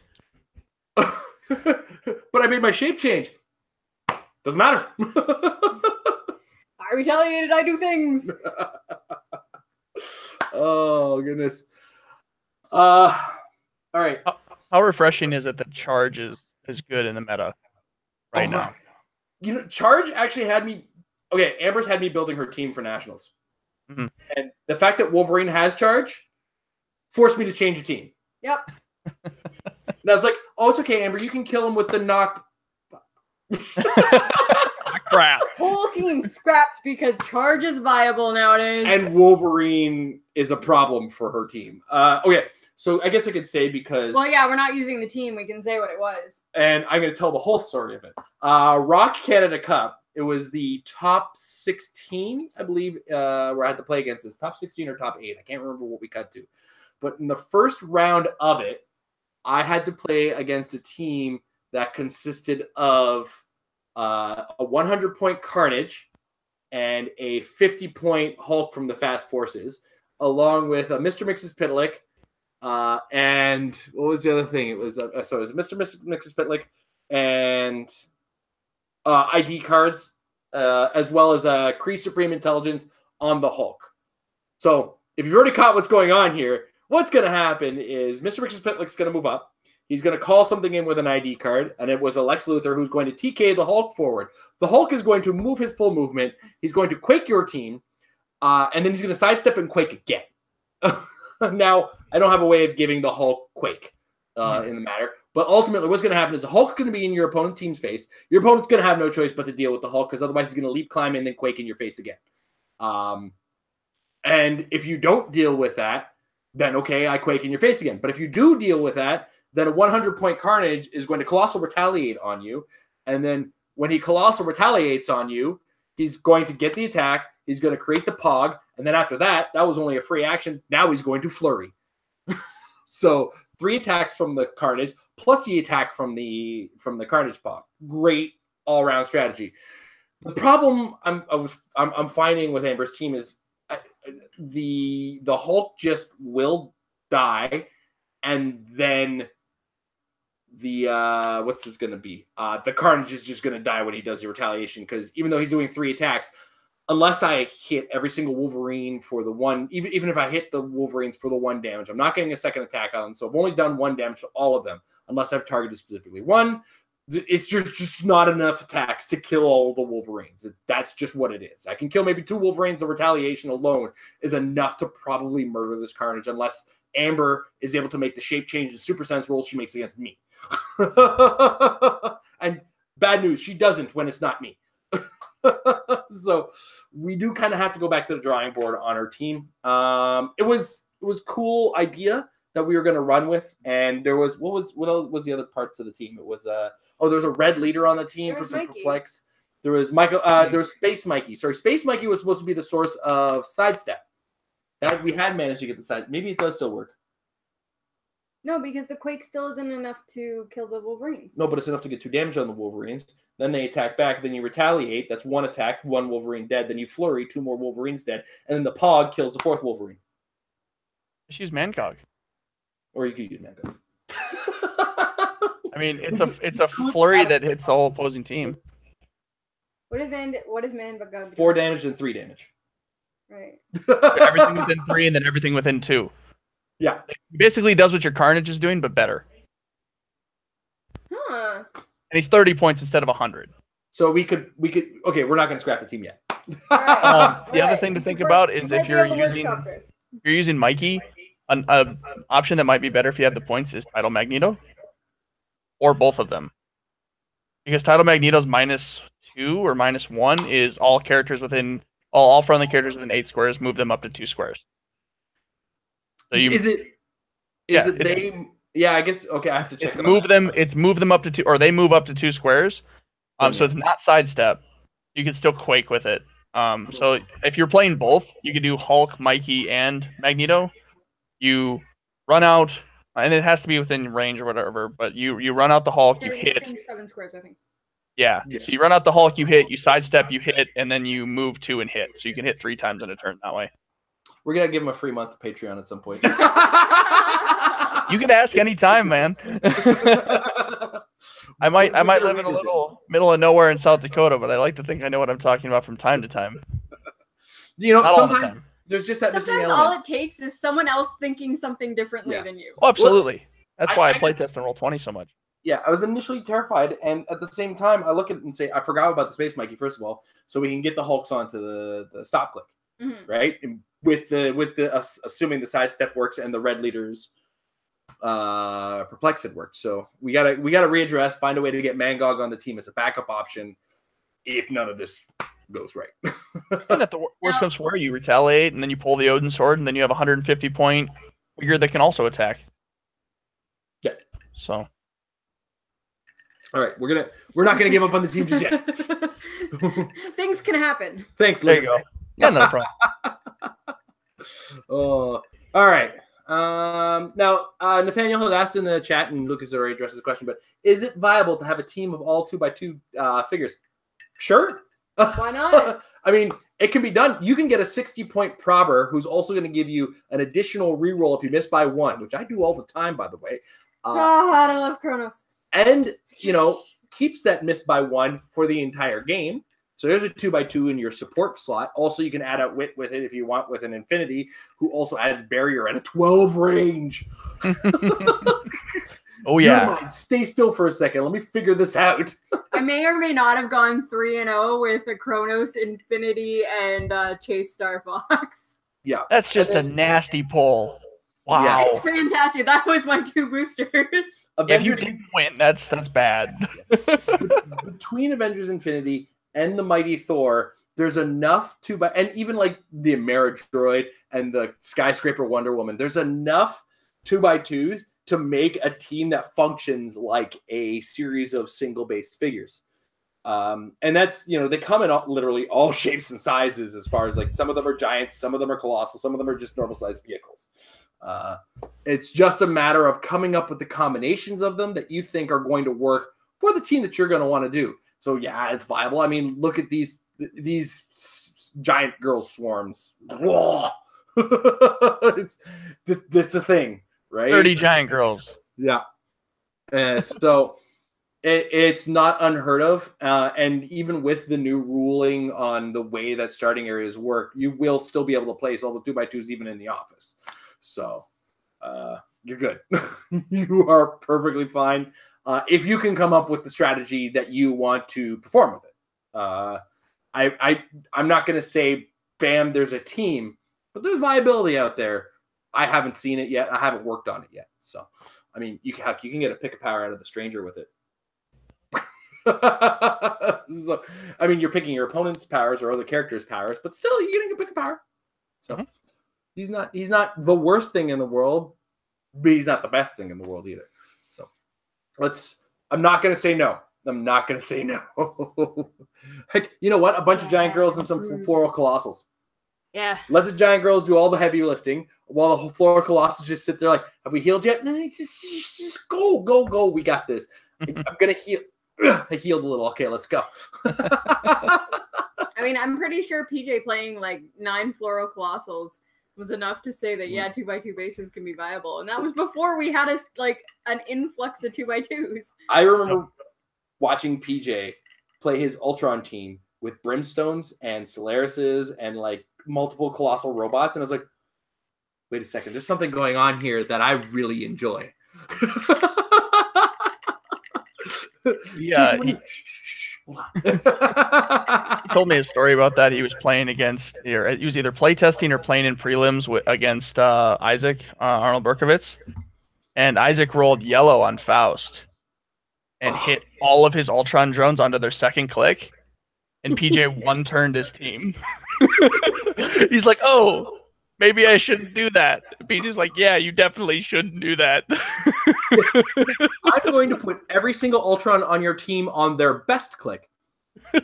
Okay. Whoopsie. Shouldn't have done that. If you crit hit, it's fine. But otherwise, yeah, it's a bad idea. Yeah. A really bad idea. Yeah. Yeah, that Ultron swarm was brilliant. It was a great team. I loved it. I just couldn't get it. Like I couldn't acquire the figures I needed to make it. Yeah, that was my problem with it. All right, Monsieur Michael. Alrighty, so I want to talk about what do you guys think about? Speaking of like a lot of overpowered hijinks and everything like that, a couple weeks ago I wanted to make a team with a Harley Quinn and a Joker on it, and I thought, okay, well I got the title Joker, and I just at that time acquired the Harley Quinn thing. And so, oh wait a minute, you can't play 2 title characters on the thing. So what I want to ask you guys, why is that? Is the game that broken to not allow 2 title characters on the starting force, or has anyone actually just ignored that rule and just played, okay, let's see what happens? Is it really that broken to have those 2 title? I could see where there would be some other that are really, really super good title characters. You wouldn't want to have that many on the force, but just it's like, well, what really is what's their justification behind that rule? Why can you only have one title character on your force? So remember how everybody likes to say that these characters are a ripoff of the Magic the Gathering functionality of a Planeswalker? This is more of the same. You cannot have two of the same Planeswalker out in Magic. That's one of their rules as well. The reason for that rule is, oh my gosh, that would be gross and broken, is one of the reasons. The other reason is the overcomplication of having more than one out there. And, you know, they want to be able to build these title characters to a certain power level without having to worry about combinations of title characters. As I have said in the past that what? Well, I've got something to say afterwards. So. Okay, well, you completely derailed me, so now you got to say it. She squeezed my leg in the middle of my conversation, and it's like, I'm on a roll. Well, okay, all right. So I'm done talking about ripping off Magic. You carry on, and then I'll move from there. No, all I wanted to say on that was that it kind of reminds me of when they were talking about their rules update, which a shocking amount of people actually didn't read, that I found out with one of my latest Dial It Ups, was that people were like, oh, thanks for all of this update. I'm like, this is 6 months old. Why do you guys not know this? But they were saying that when they changed how the action pool works to the action total, they want to be able to have an extra freedom of having these characters that can affect your action total, but also having rules in place that's going to keep those characters from having broken. Now, the reason that is actually relevant is because I believe it is the title Joker and Harley, where if they die, they actually take away from your action pool for the rest of the game. So it's like you are now -1 action for the rest of the game because your leader died and your henchmen are useless. Now, if you had both Joker and Harley together and they both died, and it's like, okay, now you're down to 1 action per game. Now, under the new rules that are coming out this summer, that isn't a factor, but that sort of thing, that sort of game design, they're like, okay, well, we really don't want to have to deal with that situation, so we're going to forward think and limit this by saying you only get 1 of this, because it'll cut down on this being broken, but also give them extra freedom to design characters the way that they want to design it and not have to worry about what's this going to do if this title character and then this title character from a year ago go together, and it's like, shit, that's a combo we didn't see coming. Now they don't even have to worry about that. Yeah. It's HeroClix is a game that limits the amount of tracking you have to do with the dial.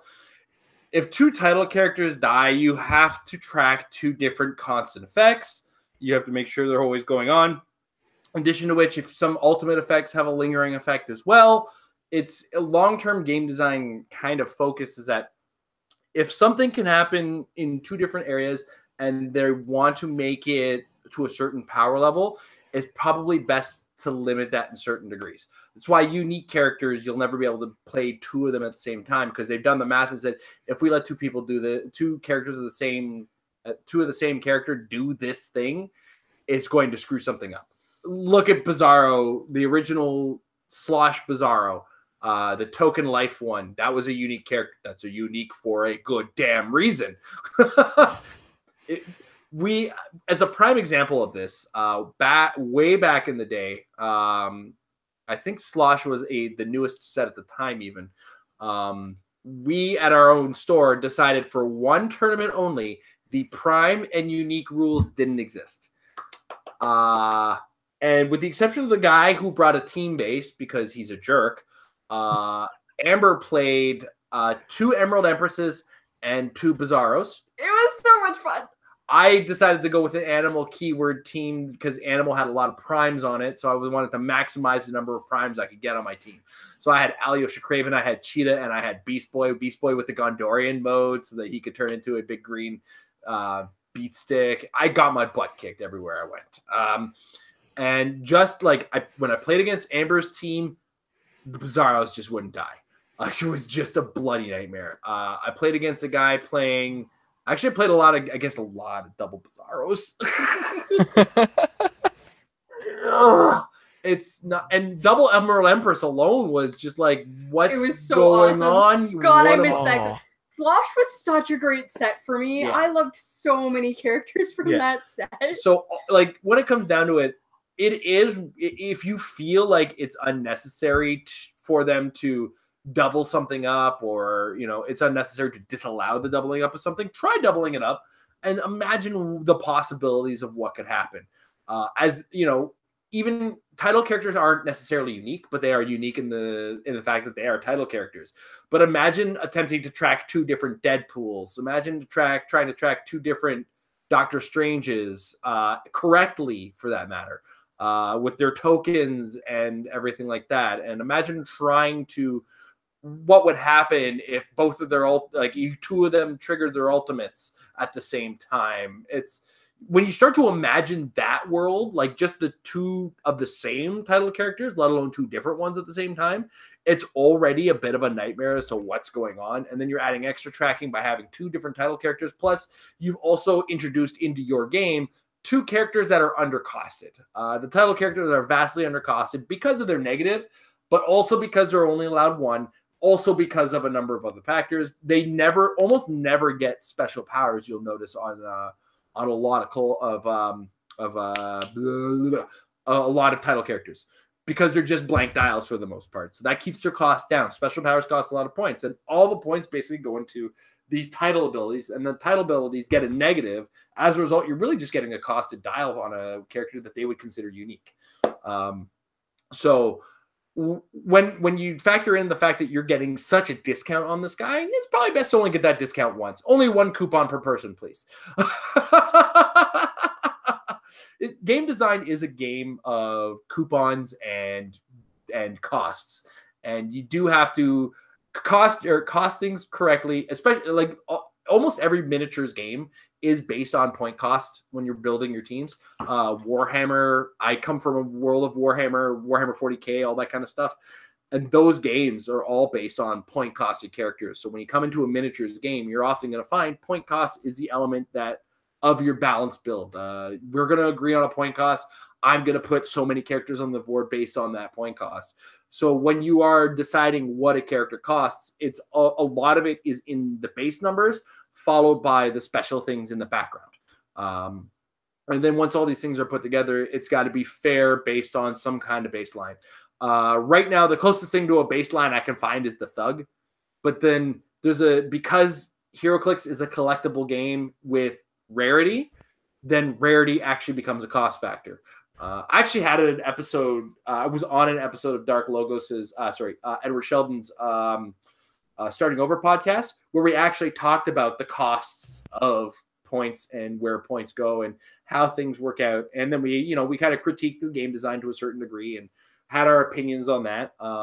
That is the show where you'll often see some of my strongest opinions and critiques of HeroClix, because Edward is, because of our love of the game, we do have to be somewhat critical of what is happening in the game. And it's a good thing I didn't have a show when team bases first showed up.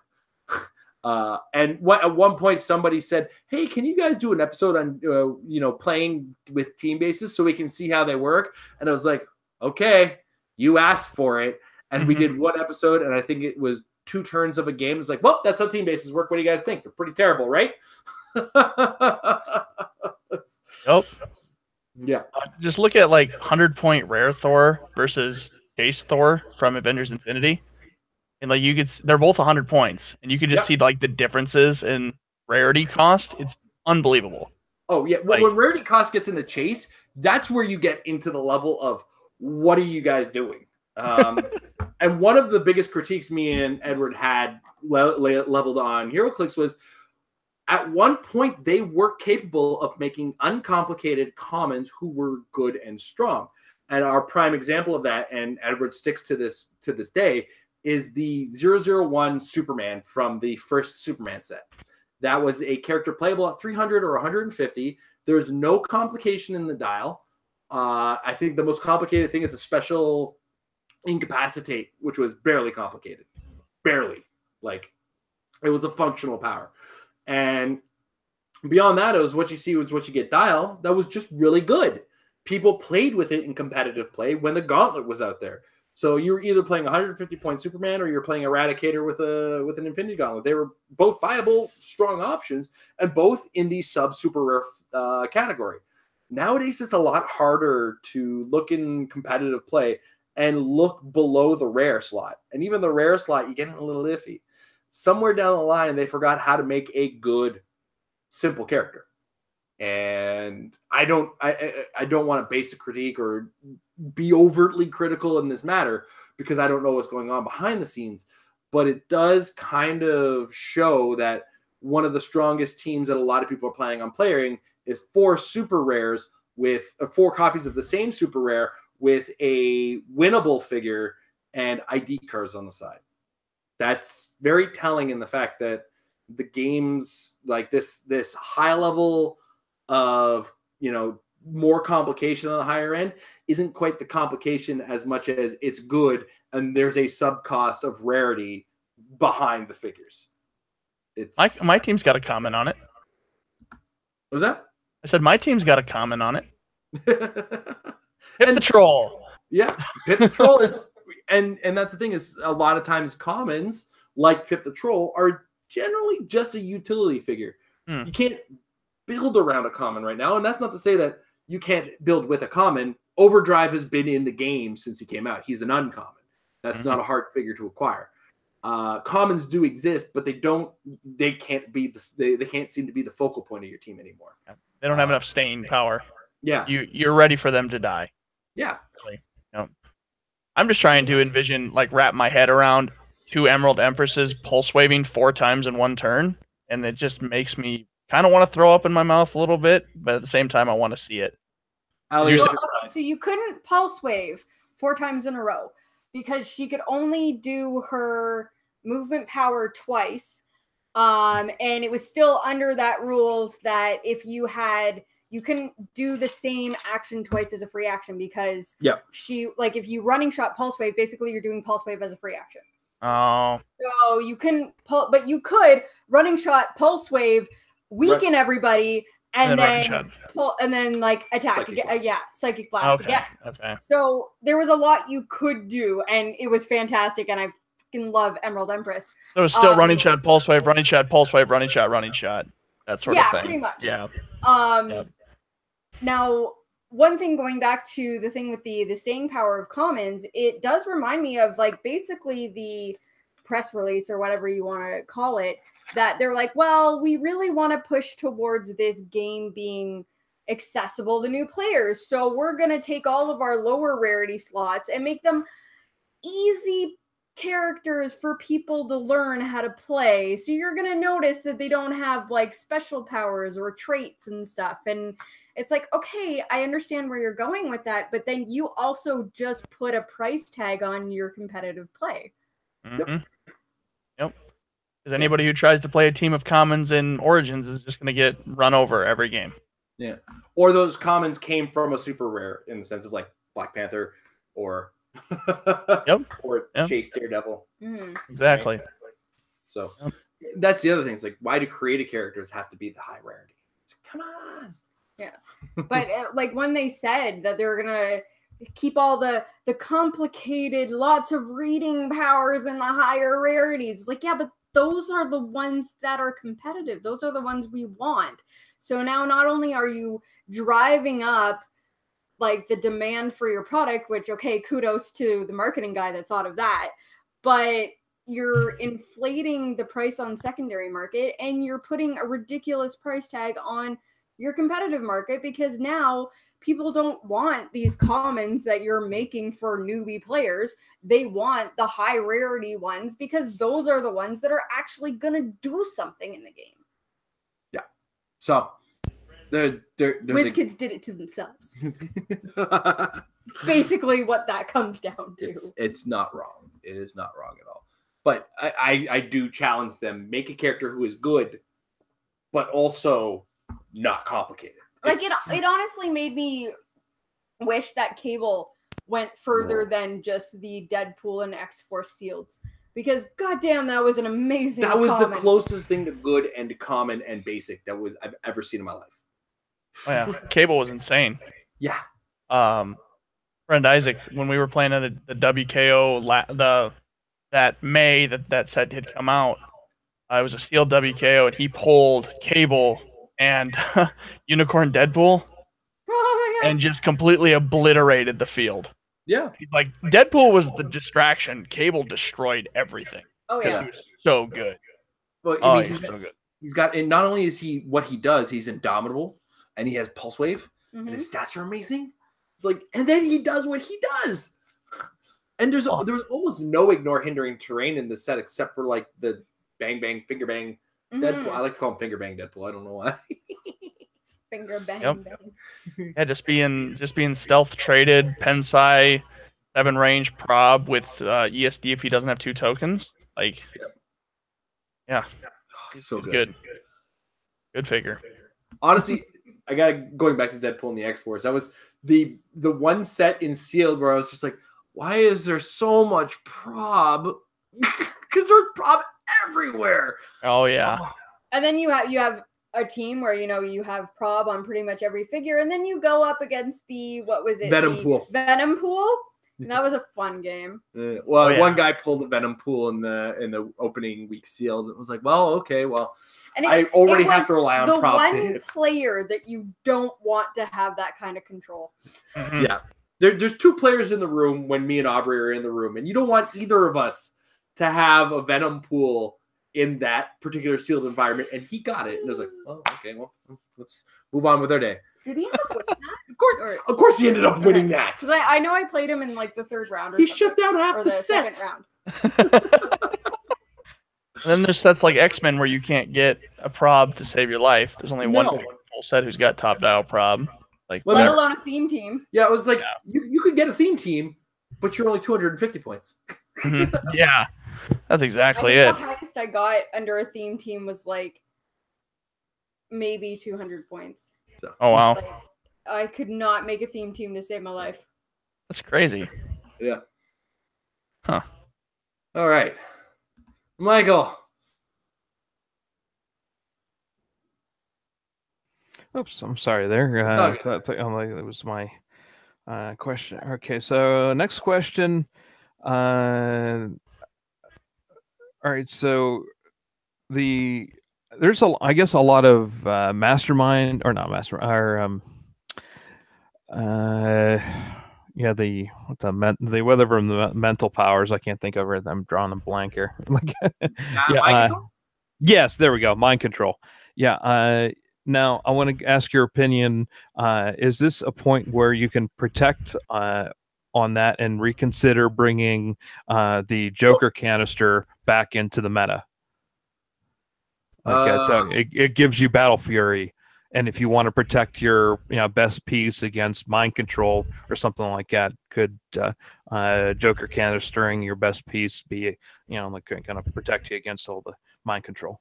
It's one of those situations where it does, and that's okay. But do you want your best piece to not be ranged? Because that is there's actually a downside. Way back in the day, Battle Fury was originally only a power that made you immune to incapacitate and didn't let you make a range attack. And you couldn't be carried. So these things still exist. And then they added can't be mind controlled, which was cool. But we often forget this part and this part. I've corrected a few people where they're like, I'm going to carry my Hulk. No, you're not. You put him down, he's got Battle Fury. I've been guilty of trying to mind control things like that. That's a thing. But we forgot that not being able to make range attacks is a big tax on the Battle Fury. So if I don't think we're at a point where we have to worry about mind control that much, to be brutally honest. I think the biggest mind controller I can think of right now is definitely Starro. Oh my God, Starro. And I think the Chase Moondragon has mind control. One of the Moon Dragons does. I don't know if it's the Chase one. Most of them. Yeah, it's the common, I think. The common? Okay, so not the Chase. Yeah, the common has mind control. The chases all start with the phasing. Oh, phase it. That's right. Yeah, the common's got the mind control, and then the uncommon has the mind control. Well, they both do. Mind control 2 targets and then passes the gem to give mind control for the rest of the game. So the common and the uncommon both have it. Okay. I feel like you run into a guy here, Michael, in this. I mean, correct me if I'm wrong, but you have a guy where you play that plays a lot of mind control and is getting under your skin. Is this like? Am I incorrect on that matter, or I mean? Let's just say that I brought a team to my traveling like far off store like that, and I was set there to dominate with a really great team. This was going to be my next question, but he was able to sync it with just an X-Men type swarm team. He pulled my best piece to him, got 6, 7, or 8 attacks on it, and I was pretty much sunk after that. So did it happen to have 4 Wolverines and a Lila Cheney on it? No, it wasn't that one. No, okay, but I do understand the Professor X is part of this. Is the strategy that not necessarily is exactly always for Wolverines, but is part of the X-Men swarm, as it were, where you get a number of low point X-Men characters carried or moved around somehow. They ID call in that Professor X, who doesn't care about being able to see you, mind controls everybody in a certain area but can only move them. That is one of those situations where it's like, that is a character that can do that. It's in some cases it's very hard to avoid. I can understand the frustration there and the need to possibly Battle Fury as a protection. But in that particular case, you're only going to be protecting one character. So if it is, if you're relying on one strong character, it is an option if you're planning on seeing it. But then you look at that Battle Fury option and, okay, you're ignoring shape change. Cool. As long as you're not relying on range, that's going to be a good thing. But ultimately you're protecting against one instance. And I don't know how frequently you run into this. This is one of those, what we like to call the local meta problems. If you, sir, are running into this in your local games, you need to punish this player by bringing the Joker canister and giving your character Battle Fury. That's going to work in that case. But if you find yourself out in the outer worlds and that is one of your strategies and you never run up against this, you have invested in kind of a one shot or one answer that you never answer, if that makes sense to a certain degree. So, it's one thing to have an answer to the question that you've come across a couple times. Locally, punish him once, make him never do it again. I've done it. Like, I've seen a guy who comes to a store six weeks in a row, plays a certain team. And I'm like, I'll come in one week and just say, you know what? I'm tired of this guy playing this team. I don't care if I win. I'm fucking this guy. Like, I'm just taking his team and I'm not letting him do what he wants to do. And I do it, and that guy gets punished. And he's like, what was I supposed to do? Well, stop playing that team for a couple of weeks because these are not high competitive tournaments. You asked for this, sir, and I did it to you. And I think it might have been somebody bringing a team base, and one day I just brought Leech. And I was like, all right, now do something. I brought Leech and Nightcrawler. And then I attacked him with the Nightcrawler and moved him around all over the place and just tormented him, but made sure he was always near my Leech. I have a feeling you would like or you wish the Professor X ID was legal back in October. Because with your Bifrost team, you're like, hey, all of you run into the Bifrost. Now Ameridroid's going to retaliate and throw you back into the Bifrost. Absolutely. That is totally something I would have done. I did that to Ed. I had to play Ed in Tulsa, and I did that to him. He was playing like a janky team with the Grandmaster that says, hey, you fight. You two fight. So he had Overdrive with Groot and put the Walking Woods in the Overdrive and then ran them out and then said, Grandmaster, all right, you fight my wood, and then Serta retaliates. I TK'd up Bizarro Green Arrow, called in Professor X, and then ran like all of his Colossals into the Bifrost. He's like, well, I guess I just lose. That's so good. Right? Yeah, you should always be playing the Bifrost map, and you should always have the rare Professor X on your sideline, because if you go up against a swarm team and you run them all into the Bifrost, they kind of just die. Yeah. Like, oh, you have 10 giant girls. Well, goodbye. Now you have 0 giant girls. Now what? All right, so first we're going to move this one 10 squares into the Bifrost. You see where this is going, right? And he's like, yeah. Oh, man. Because it only says occupy a square, so they don't have to fully occupy the Bifrost either. Just a square. Yep. So, that's dude, great. 10 movement, I'd love to see you try to not be able to get him in the Bifrost. Well, unfortunately, with mind control, it's halved now, but still 5 movements. Right. Still pretty halved, yeah. Yep. It's still pretty easy with mind control, because the Bifrost has quite a few open squares, so. Yeah. And at the very least, you can run them away from where they need to be. So it's pretty great strategy, especially like I said, when you have a couple of Maridroids and stuff, you just keep throwing people back into the Bifrost continually. Mm-hmm. I don't think mind control in the meta is really strong right now. Most people who run like the Brood X, Professor X, are running them at 50 points just for the triple target Pensai. That's more reliable than trying to mind control 3 things and then make 3 separate attacks. I definitely wouldn't give my tent pole Battle Fury unless he has 0 range, and I think the Joker's gas canister also gives you -2 defense, which is kind of scary. So watch out for that. Does it do that too? I think so. Yeah. Like, it increases your attack and damage, I think, but it gives you -2 defense, so you got to really watch out for that. The nicest way, if you're not playing Modern, the nicest way to get rid of mind control is just play Nighthawk Prime. You make your entire team impervious to mind control. And then you say, all right, have fun with your mind control. Huh.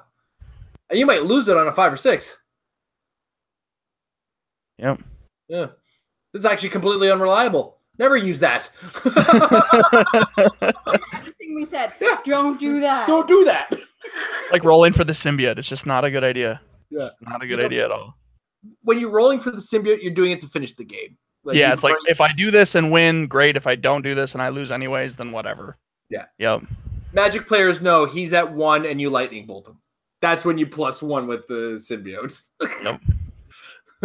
So, yeah, never use the Joker's cannon. This thing is, what the hell? You can use it offensively if you give it to if you hit an opponent with it. Yeah. That's when it makes it good, because I did that. I was playing I had that done to me playing in a Rock Online 400 Modern Limited. I was playing Unimind because I didn't know what else to play. Unimind Mistress Death. It's kind of actually pretty entertaining to play those two together. And somebody was playing against me with an Asgardian team, and he hit my Unimind with a gas canister, and I had Battle Fury and -2 to defense, and just wailed on me with an Asgardian team. It was really bad. His Thor Odinson had like a 14 attack, and I had a 16 defense. It was not good. And by the way, I'm calling one of my friends over. Yep, and they're gonna hit you too, and you can't make range attacks. So it's like, oh yeah, I get +1 attack and damage, except for the fact that I didn't get another turn with Unimind. So that was cool. Yeah. So it looks like ultimately, Mike, what I'm coming down to is the Joker canister is a kind of answer. That 1 in 3 chance isn't going to be on your guy afterwards and is going to lower your defense. Are you going to be able to survive with less defense and possibly not having the bonus you're looking for? Is the question you end up having to ask yourself in this case. And I'm leaning towards not worth it, to be brutally honest. Up to you. Give it a try if you want. And again, punish the guy once for it. If he's relying on mind control, fine. Punish him once and let that lesson be learned. Stop doing that, sir. But if it will only happen the once and he doesn't do it on a regular basis, he switches up, you're going to find yourself next week like with a Joker's gas canister going, why did I put this on my team? Or do it, Lucas said, because you know what? If you can't mind control at range, or you can't make a range attack, you can't mind control at range. All of these are the possibilities that you could rely on in some degrees. So thanks for your help there, Lucas. I almost steered him in a completely wrong direction. Like, oh my God, this thing's bad.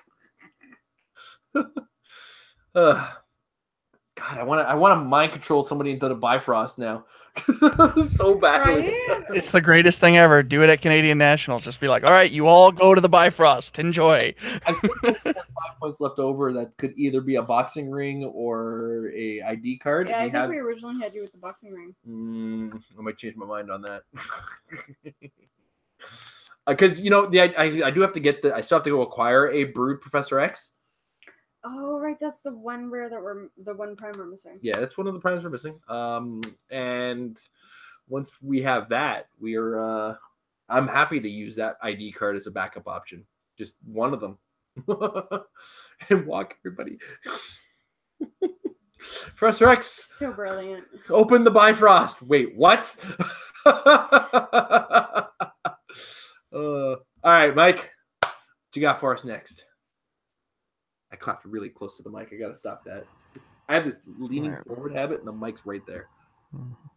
All right, so I know I want to apologize beforehand because I know that this isn't a show to analyze your team here like that. But I just want to make this one brief yeah, yeah. I want to make this one small exception. I want to explain to you, my team, and just get a short answer response whether or not I was thinking in the right direction, because that weekend my dice had ADD, and just my dice just wasn't working like that, and I ended up going 1 and 2 like that, and really missed out on a lot of good stuff there, because I think this is a really good team. It just dice just didn't work for me. So I had, if that's okay with you, I want to say that I had a Goblin King at top dial, a Cosmic Spider-Man at 175, and a Giant Girl Retaliation to fill out the points like that. So and that was part of the week where he just Professor X'd me my Goblin King into all his X-Men, and they just perplexed and beat me up with all new Wolverine, and he had Jonathan was out there at some point, and he would just work my Goblin King down to where I couldn't do anything against it. But so it was Was that a good team, even though my dice wasn't working, or do I need to rethink that entirely? Remember how we talked about putting Battle Fury on your big dude? I was just thinking this. Goblin King could have picked Battle Fury, right? I do now. Mm-hmm. It's one of the brilliant things, and it's one of those things that I have is my biggest struggle with HeroClix and Pick a Powers, is that Pick a Powers for me, I get analysis paralysis. I can't work with Pick a Powers, especially when Goblin King, where you have access to the entire pack. So when you're looking, like you were saying earlier, should I put on the Joker gas can to give me that Battle Fury? Your lead guy is a Pick a Power that has access to Battle Fury whenever you need it. Now, that being said, that team sounds great to me for whatever format that you are playing there. Now, you said he was top dial, so that's the 275 power Cosmic Goblin King. That's like GG. You know what your defense power, from the sounds of your opponent's team, here's what your defense powers are. Battle Fury, Invincible. Then you walk up. Next turn, Battle Fury, Invincible. Walk up. Next turn, Battle or Invincible and Hypersonic. Hit, run. Right? It's and then you follow up maybe with a what's his name? Cosmic Spider-Man through a wall. Just one wall. That's all you're allowed now. One wall. But that, I mean, you had the tools to, or even Hypersonic Battle Fury move far enough that they can't counterattack, right? Because if their big thing is to mind control you into their Alpha Strike, then with a Pick Power, you have the option to pick Battle Fury. You, sir, had the correct team. Your team was perfectly fine. It's just, this is between your dice and a little bit of decision analysis paralysis, as Amber called it. you kind of ran into a, oh my gosh, what do I do in this situation? You missed that the answer was in your face to a certain degree. Oftentimes people run into this situation where they build a really strong team and they run forward and hope it works. And then they get crushed and wonder, why didn't my team work? And it's because you're in a rush. Do you got a hot date tonight? I mean, what's going on? Why are you already in my face? Like, this is a question I ask a lot of players when I see they've put everything in my face, and I'm like, you going somewhere? We're here for a tournament, man. Where are you going? And then I'll just, I'll react correctly, murder everything, and then they'll be like, well, but I had planned for this. It's like, well, you didn't plan for this, which does everything that you didn't plan for, right? So don't be in a rush, and don't be afraid to look at their dials and read their cards, because I can't tell you enough, there's a lot of information you're allowed to have in HeroClix and not get caught off guard with, and some of it comes from pre-research. That just makes it easier to avoid having to read cards and look at dials. That's all. Right now, that's all memorization is good for these days, is speeding up your thought process. I wouldn't wish trying to memorize this game on anybody. If you see a character, familiarize yourself with strong characters, and then catch up when you have a problem. Like, I have never seen this character. What exactly does it do? So that, nowadays I'm at that point where I read a card only to be like an exact wording thing that I may actually have to follow up with a judge on in some cases, just to make sure that what I'm about to do isn't about to screw me. But don't be afraid to read cards. Don't be afraid to understand what you're going to walk into, and don't be in a rush. Oftentimes when you have fewer characters than your opponent, it's better to be out of their range of possibilities and kind of keep it at your not going to get attacked, not going to get cracked back. And as well, I believe the Goblin King is a free action to do his thing. So if you can move into a range that you can perplex up attack and do something, you can, or not even perplex up attack. You can just be at a range to make an attack. And then your follow-up is to choose Sidestep and Battle Fury and force them to come to you somehow. These are all the kind of situations you can find yourself in. Don't be in a hurry to pick the powers necessarily. Pick them at the right time if you can time that. And make the decisions the best you can. Don't be in a rush. Don't get in their face all the time. And cool it. And when you realize this, these mistakes are the things that make you go, oh, I could have done that. And you've learned from it. You now know you had the Goblin King. Why didn't I just pick Battle Fury? Right? This is a lesson learned. So don't get in your own head like, oh, I should never play that team again. Be like, okay, I had a good team. What can I have done better? And there's one of the options you could have done better. It's one of the things. I still have tons to learn in this game, and I've been playing it since day one. So I mean, let's never get down on yourself for making a mistake, but do try to learn your reads. And by learn your reads, that's as good as reading a card if you have to. And when Amber talked about something called analysis paralysis, I suggest, if you're interested in the idea of game design or how game design affects decision making or what you're doing in relation to game design, check out a channel called Extra Credits. I watch it religiously. Like, every time they have a new video, it's the first thing I watch. They do a mixture of multiple things. Like, Extra Credits, the show itself, is about video games and how they relate to the world. Right now, they have a series called Extra Politics, and it's actually relating politics to video game mechanics, which they've done one episode so far that blew my mind when I thought about how politics is basically Ticket to Ride. It's insane. And then they also do a show called Extra History, where they kind of simplify and discuss very quickly ideas of history. Right now, they're actually doing the Battle of Thermopylae, the battle that's made famous for the 300. So, give these guys a good look and read, so that sometimes we throw their terminology at you. And Amber threw analysis paralysis, and they were talking about, one of the things they talked about in game design is, like, when you open up Skyrim, I got to make a character. Well, congratulations. See you tomorrow. I might have all my details done, because some people will be like, oh, I I could make my nose a little bit thinner, or I can make it a little fatter. Or what kind of nose do I want? Do I want to be a cat?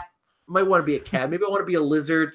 Maybe I want to be a bald lizard cat. I don't know. There's so much. Like 75% of The Sims is creating your character and building your house. Yeah, and that's like that's not even the game. Yeah, and that's where when we say pick a power is great, but in the wrong hands, it's dangerous to the player using it, and decision making is hard.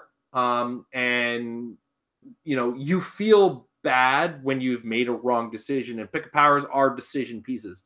They're not, this is what you had. It didn't work. Why didn't it work?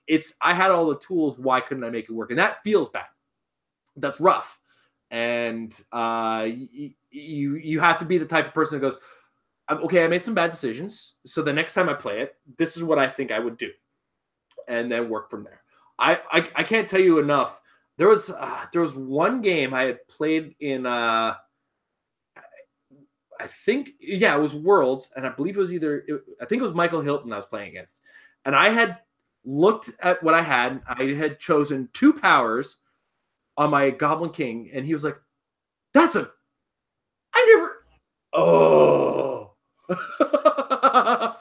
it was I had taken my free action with my Goblin King, because this is back in the time when you choose a power and then you don't change powers in the Goblin King until you choose the next powers.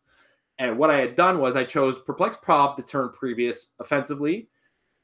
And then I made this really intricate thing where I made a call in with my Jakeem Thunder.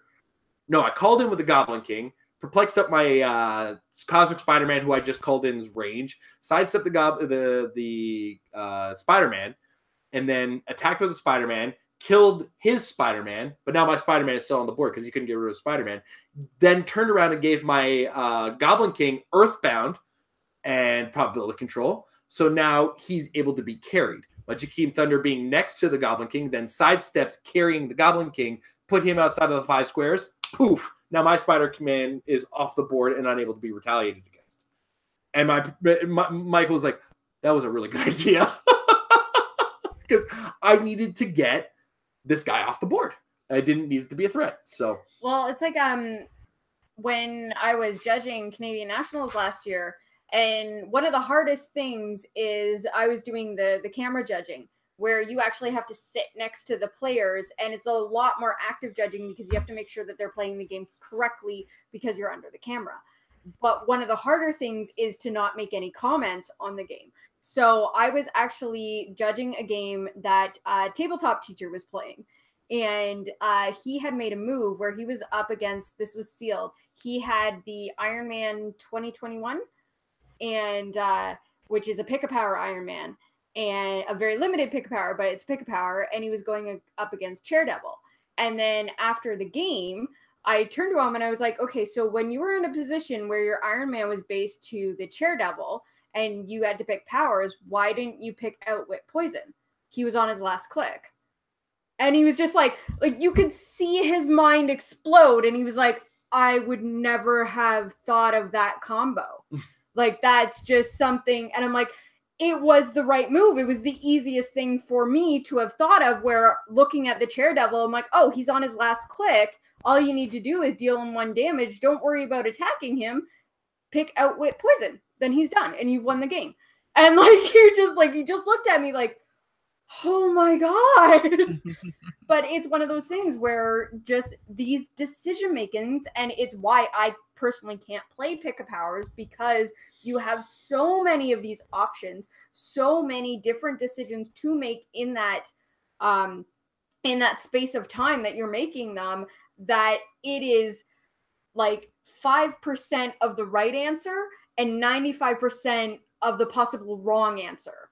And I can't handle playing that. But it also goes back to something that when we were recently play testing for Nationals, Jason had brought up the fact that I very much play under a set of instructions and a set of steps. And I do things in order and how they should be when I've been told how to play a team.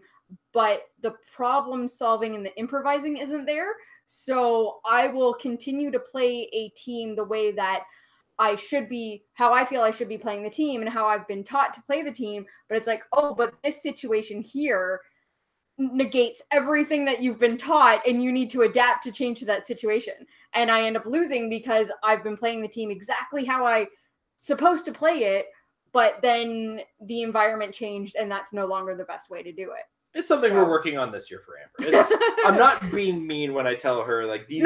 These are very, very important things, but it also just kind of evolves my play style and kind of steers me away where I'm not going to sit I've said many times that I cannot play pick-up powers, but it steers me more towards the game or the strategies that work best for me, or the ones that I can better adapt with. There was something I had to say on that, and you actually completely answered it, so I'm gonna shut up my mouth. Pick-up powers definitely require a lot of practice in order to play effectively. They really do, because like Amber said, there's a lot of, well, what about this scenarios, or would this be more optimal, or am I putting myself in a bad position by picking these powers to go for something big when maybe it's not the right choice, Like, that's the big thing with Unimind right now, is he just picks super senses every turn with the shape change from the symbiote, so that he's defensive. You can't pick offensively unless you know you're safe, because otherwise you're just going to die. And so the pick-up power figures, they're a lot weaker than they used to be, like we said, but they're very situational. And there's a lot of times where it's like, yeah, man, I'm really glad I was able to pick Outwit Poison. And when you're not playing it, you're going, man, I wish I had Outwit Poison. But sometimes it can be a little bit more stressful than that, just to try and play them effectively. So I'm glad the meta's in a spot where we don't have to play pick-up power in order to be successful, which is nice. That's I am too. I also can't stress enough too. There is the opposite, the counterpoint, or the disease that makes analysis paralysis work, or worse rather, and that is spectator syndrome. Do you know who the best players at the table are? The people not playing the game. Yep. If I'm sitting beside the table, I'm actually playing better than either of your players, because I don't have any stakes in it. And I can think clearly. I'm not panicking. And I'm not saying, oh my God, you're sweating and crying at the table when I say panicking. There's a mental panic regardless of the level of play of the game. Like, if you're playing a game of Monopoly with your buddies, I hate Monopoly, but it's just the example that more people can relate to, and you're having fun, there's still a level of panic when you're losing. And any level of panic in your brain is going to affect the way that you make decisions. And spectator syndrome is caused by sitting beside the table and having no stakes in the game and understanding, oh, well, that's going to be the wrong decision in your head because you're just observing and you have no stakes and no panic and nothing affecting you. Whereas analysis paralysis is you're analyzing because you have stakes in the process. And as a result, you're paralyzed to a certain degree to certain thought processes. Your goal is win. How do I do most damage, as opposed to how do maybe I do guaranteed damage, like Amber's Outwit Poison situation, right? Where it's like Outwit Poison is guaranteed damage, but the analysis paralysis gets you like, I need to hit this guy because that's the way I kill things in HeroClix is I hit them. And this ends up being why, and to sound completely conceited, I am a fantastic judge. And when I am judging, I will get all of the answers right, or 99% of the answers right, unless I have to go look it up. But when I'm playing, there's a very good chance when I'm playing against someone, I'm cheating without meaning to. Or letting her opponent cheat. Yeah, because when I'm in that situation, that part of my brain is shut off. And I just can't think of that many things at once, where it's just like, I'm going to do this. No, Amber, you can't do that. Yeah. I don't know how many, honestly, my local players have just gotten used to it, but our best friend Aiden will be like, okay, I'm going to do this. Amber, you can't do that. It's like, but I want to. It's like the rules say you can't do. Aren't you a judge? Shut up. I'm going to do it anyway. And then also she's allowed people to cheat or tell her otherwise in situations where it's like, no, we built your team to do that, Amber. My very first Canadian Nationals, I basically lost 90% of the effectiveness of my team because I listened to my opponent and told me how to use my resource wrong. Oh, no. Yeah, because you're using the Book of the Skull. Yep. And what was he trying to tell you? That I didn't have access to all my slots. Because I don't remember the reasoning now. Because we filled both of our Books of Skulls, if I remember correctly, right? Yeah, it was, I don't know. There was some reason that he said I didn't have access to all my slots. So I lost, like, all of my powers playing in that game, and he won. And then I went to Jason. I was like, no, there's a flaw in my team. I don't get this. And he's like, Amber, read your fucking card. Like, no, Amber, you're that's a not judge. how this You plays. know better. And this is why I say every time, if you think you have a rule and your opponent tries to tell you otherwise, this goes up and the word judge comes out your mouth really loud. That's it. Plain and simple. If you and your opponent disagree on a rule, I don't care how nice you are to the guy or how pleasant you are to the guy, you just call up the judge, because you're having a disagreement and that's the judge is supposed to solve that. Right? Now, you're not being rude. You're just making sure that the judge is there to solve the problem. But here's one thing I did notice is oftentimes I'll call for judge when I'm having a disagreement. And I've now realized my opponent is backing up real quick. Like, oh, you thought you were going to try to get one over on me. So immediately if there's like a question and I'll be like, I can call a judge over if you want. And sometimes that's when I catch them trying to get one over. It's like, you're not getting one over on me. If we don't agree, the judge is going to make the ruling. Mm-hmm. Plain and simple, guys. On that note, Mike, how are we doing on the list so far? All right, yeah, we got just a couple more questions left. I thought I'd ask, like, just for fun. Okay, so how do you feel about modding the I guess the modern type of things? Because the only dupe that I've pulled in the Avengers thing is the hang on, let me reach for it here. I got is Nebula. Yeah, Nebula. Thank you. I couldn't think of it. Yeah, like that. So I've got 2 Nebulas like that. But what would happen if I were to somehow figure out a way to take Nebula off this chair and maybe put a Lila on there? See what would that look like? Or I don't know. I don't think I can find a new owner for this one like that. So I thought, hey, well. Yeah, what would happen if Loki were standing up on there? Like, what would that look like? I guess so. First, I understand your pain. I could sell you a Jakar if you want, or 2 or 3, or a Hulk, or so these uncommon colossals are just the worst color in my life. But Amber is gonna start on this question because unfortunately it's been a while and I gotta go to the washroom. I'm gonna move over a little bit more so I'm more center here. Okay, so when it comes down to it, like, there's actually a pretty big modder community in Clix, and like modding is honestly fantastic when it comes down to it. If you have the skills to do it, even if you don't have the skills to do it, if it's just something you want to do for fun, go ahead and do it. I have at least one modded figure right now. I took the it was a couple of years back. I took the prize Captain Britain. That was a switch click for the Excalibur teammates, and I took an Alita and repainted it to be the Betsy Braddock Captain Britain, so that I had a version of that Captain Britain, because she's actually never. We have a Ellie Captain, or we have an Ellie Psylocke that is called Captain Britain, but the sculpt isn't Captain Britain. So I thought that was a fun mod to do. When it comes down to legality, if you wanted to bring it to a tournament, mods are actually allowed. You are allowed to bring a modded figure to the tournament. Now, there are 2 kind of caveats to that.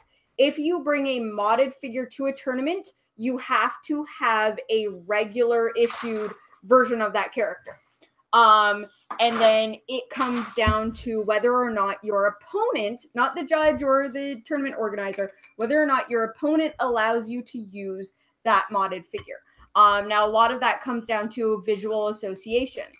If you have a figure that is not the proper figure on the base, a lot of times people will use that as sculpt association as to what that figure is. So if I see, like, say, super rare Cyclops, but it has super rare Wolverine on it, and I'm looking at this Wolverine across the board, and I think he's going to come and flurry me, I am now changing my mental strategy as to what's going on, when really he's going to shoot me from across the board because that's actually a Cyclops.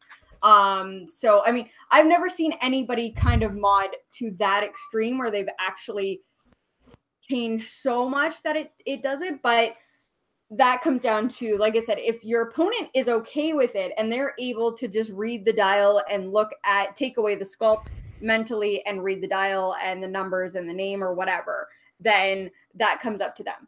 But if they're like, no, that's not cool, please put the regular one, you have to have that regular one on there, or otherwise you're considered having an illegal team. Mm-hmm. And here's, when it comes to a personal matter on the issue, I always kind of follow WizKids to a certain degree. I'll turn to my opponent and say, do you have an extra one handy? And mentally that tells me if they do have an extra one handy, that means they had no intention of deceiving me. And that means, okay, cool.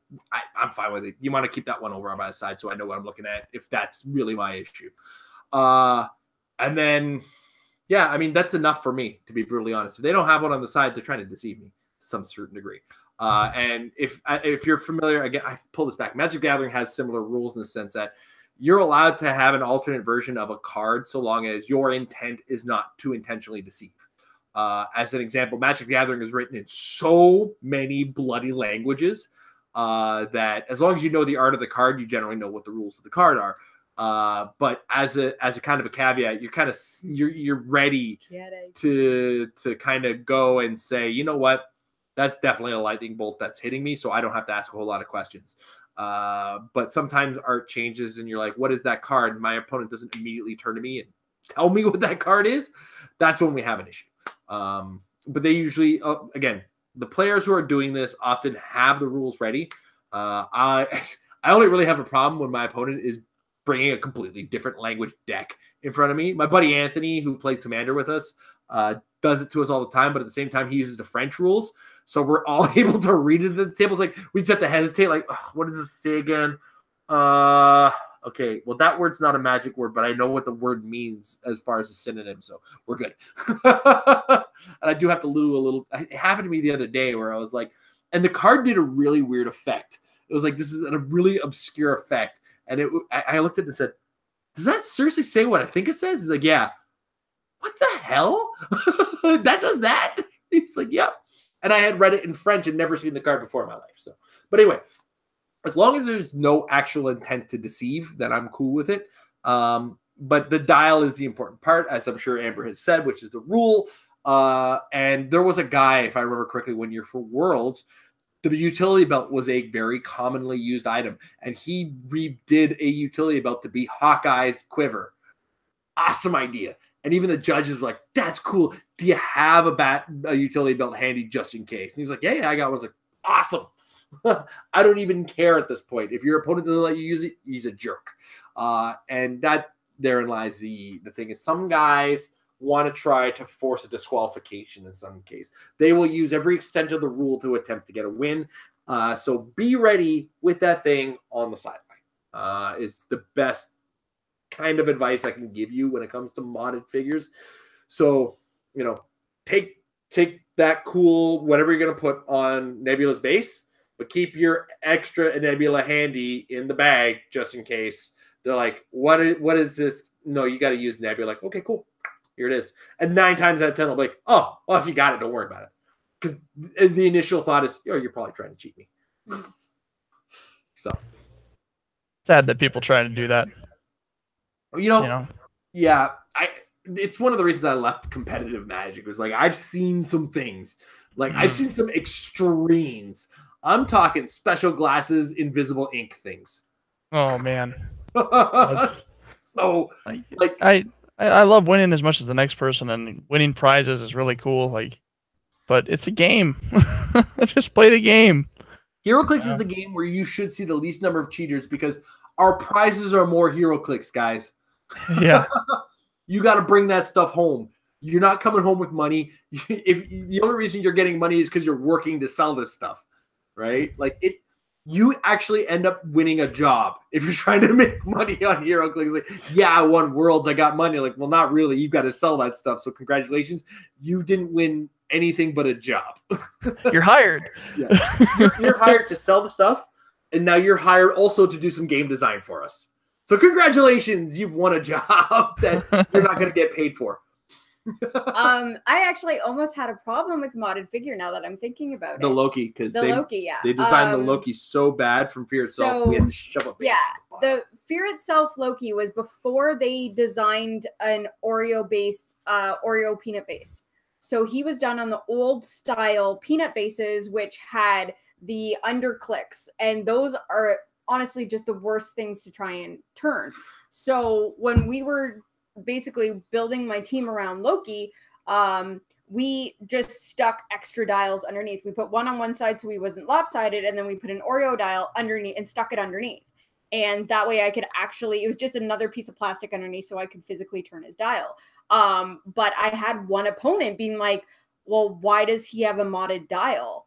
And I'm like, no, honestly, it's just a piece of plastic we put underneath so it's easier to turn his dial. And he's like, well, you're not allowed to modify the dial. I'm like, the dial's there. All the information is there. Here's my figure. You can click through it if you need to.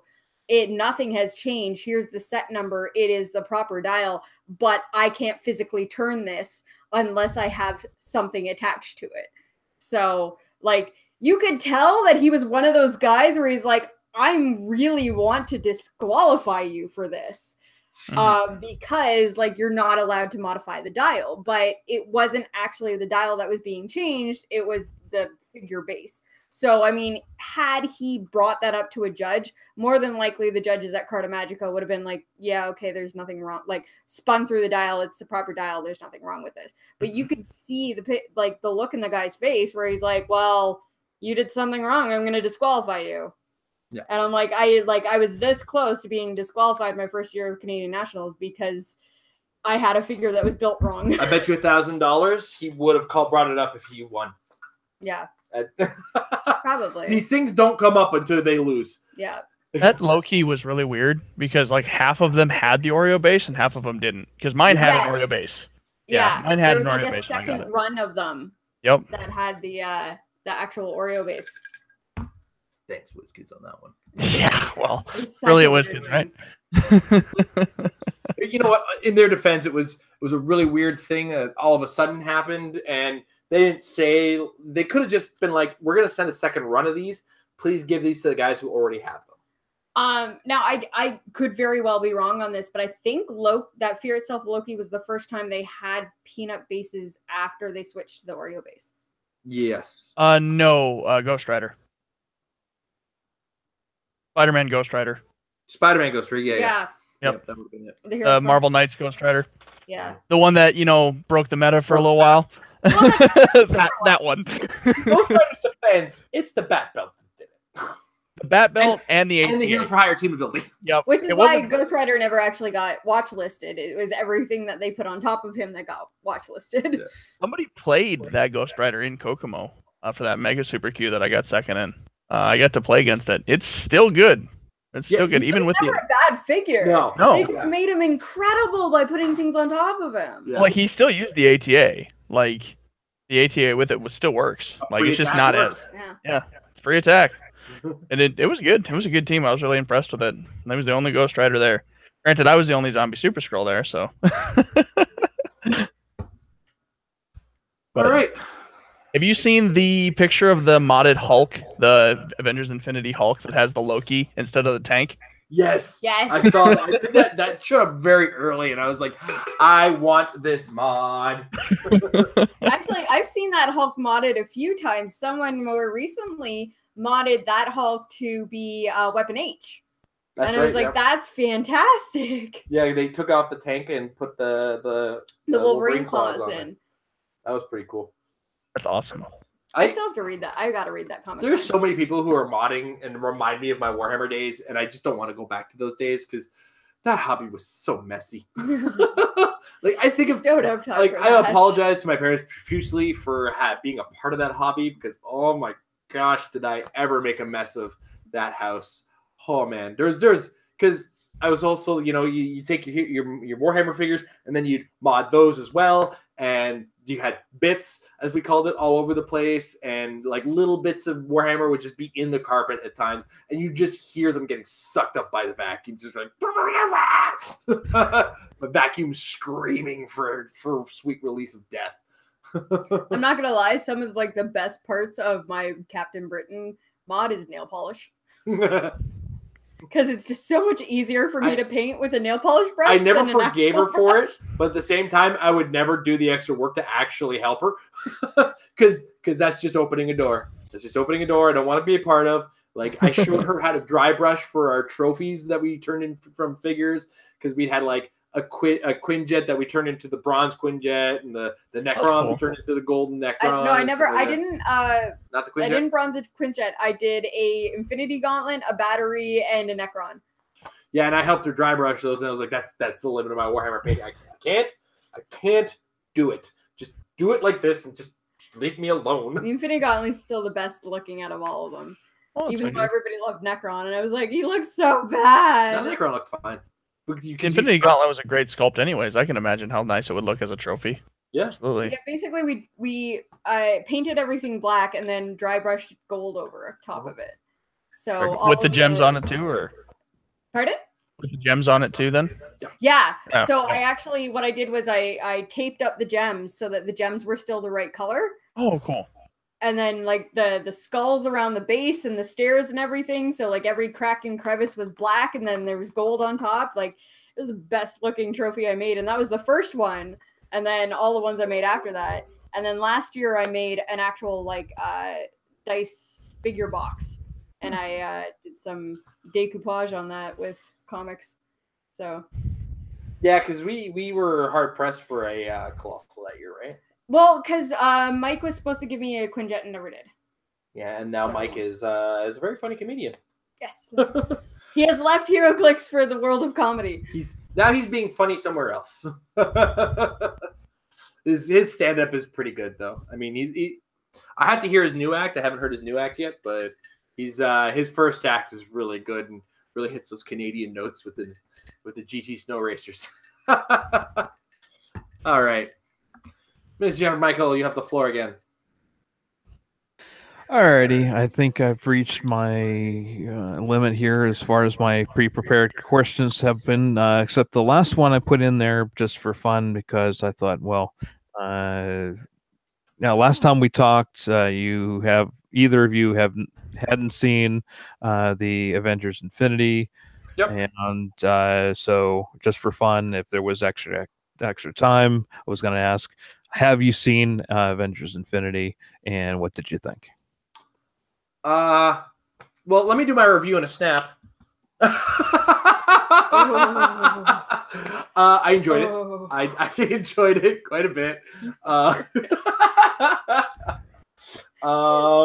it was a very good movie. It was exactly what you needed out of that culmination of things. Like this, and this is the thing. It's not even yet the full culmination. It's just like this is most of it, and we have more to come. But just don't worry about it. Proxima Midnight needed her name mentioned, to be really honest. But all the Black Order did. They apparently don't get a name until they die, and they only get half their name. The Maw is dead. Well, yeah, but his name's Ebony Maw. Where's the Ebony part? Come on, bro. But the Black Order looked really cool. Even though Ebony Maw kind of had like a Muppet look to him, I think that worked for him to be. Yeah, I really liked the way he was designed. Good old Squidward. Yeah. Peter Dinklage out of nowhere.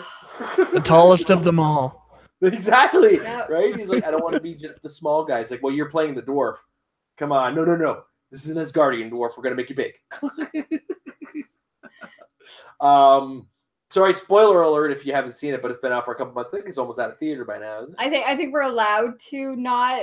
I think the internet has done enough to spoil it at this point. I am looking forward to the next part, which I knew was coming, but I kind of feel like those Game of Thrones book readers who got to the Red Wedding and were looking at their friends who are the TV watchers going, as I was listening to people react to the end of that movie, being like, Oh, you guys didn't see this coming. That's right. It's like, oh, you guys don't read comics. Oh, okay. Yeah, this is going to be delightful because you're all about to cry. And I did kind of cry with that thing with Gamora. I'm not going to lie. Yeah. I kind of went, oh, Daddy, why you got to do that? So, I enjoyed it. Amber? I really enjoyed it, and it's funny because I had this weird like indifference walking out of it too, because as a comic book reader, knowing there's another movie, knowing there's a phase 4 or whatever, and it's like, okay, so they did a good job at pulling at the heartstrings. I will admit I got a little teary-eyed at the end, and like, damn, Tom Holland played that well, but like I almost felt empty afterwards because it's like, oh, they're doing all this emotional manipulation, but like, it's comics. Nobody dies in comics. So like, pretty much anybody whose contract isn't over is just coming back. So why? Like, it's like, okay, so let's get the time gem back out of him and we'll just restart all of this. Like, I just like, okay, well, they're gonna fix it in the next movie, but damn, they did a good job at making you feel it. Two people I thought were gonna die didn't. That was the part that surprised me. Yeah, it did actually surprise me as to what 50% left. Yeah. I was actually surprised at one of the end credit scenes where I was like, oh, I didn't realize that was gonna be in this movie. But I think actually some of my more like better memories of that was actually just the experience of watching it in the theater. Because at one point when they're in the train station and that fight, and they're like, we get an introduction to the Black Order, and we see Scarlet Witch and Vision, who like didn't get a lot of screen time, and then Captain America shows up with his beard and his darker uniform, and the 10-year-old behind me is like, who's that? Like, you're okay with these Thanos or like Black Order like aliens that have never been introduced before, but fucking Captain America shows up and you're like, who's that? That's the cavalry, then, like, is what that is. Like, it's so brilliant. And then afterwards, well, we're sitting there and we were talking about, they happened to do they had a Deadpool trailer played before it for us. And our buddy Aiden had mentioned something about Thanos and Cable and stuff, and how in that trailer they showed a bit of the Deadpool movie where he was just like, all right, cool it, Thanos. And then like he had brought that up, and like my whole face just went, oh my god. And he's like, what? It's like, I just realized that Josh Brolin plays both of them. Oh, Amber, you're so pretty. An entire year talking about this. Like, it just, I don't know why that never clicked before. That, like, I knew, and it's all of a sudden, like, I knew she got it. That Thanos was Josh Brolin, and I knew that Cable was Josh Brolin, but like, it didn't make sense when Deadpool made that joke, and then I was just like, oh my god, I get that joke now. Yeah, it's One-Eyed Willy. I'm in it for her looks. Honestly, it's why I'm working out. I gotta keep this guy around. I thought it was a great movie. It was. I loved it. Yeah, it was. It good. might be one of like the defining films of my generation. I feel like it might be. You know, people who are like 16 to 23 age, like it's gonna be hard to top that film. It was really good. Yeah, I know. Jason's feeling his age right now. Yeah, I'm 23, so. We should mention that the year Iron Man came out that started the entire MCU was the year our daughter was born. So, like, we were not only full-fledged adults, we were parents at the point that the MCU begun. Yeah, I was 14. I was just starting high school. In my defense, I was still out of high school when Blade came out. Okay, I actually have a really funny, like, unrelated story, but this, like, I didn't get to tell Jason this. So, okay, last night, I went and saw Solo last night. And I went and saw Solo with two of my close friends. I got to go with some buddies from work. And so while we were in the theater, they have like drink dispensers that have like a whole myriad of drinks. And one of the newer ones they added is Mellow Yellow. And my buddy's like, oh my God, I've never heard of, like, what is that? What's Mellow Yellow? I've never heard of this before. They don't know about the Coke Mountain Dew? Yeah, and they're just like, what is this? And I'm like, oh, well, you know, and I told him about like this photo project that we did for media studies where it was like more than meets the eye kind of thing and like joke pictures where we had set up a picture of my buddy Jimmy who was facing the wall with like his hands at his waist. And on one side of him was empty Mellow Yellow bottles. And on the other side of him was full Mellow Yellow bottles to make it look like Mellow Yellow was piss. I got graded on this. It was fantastic.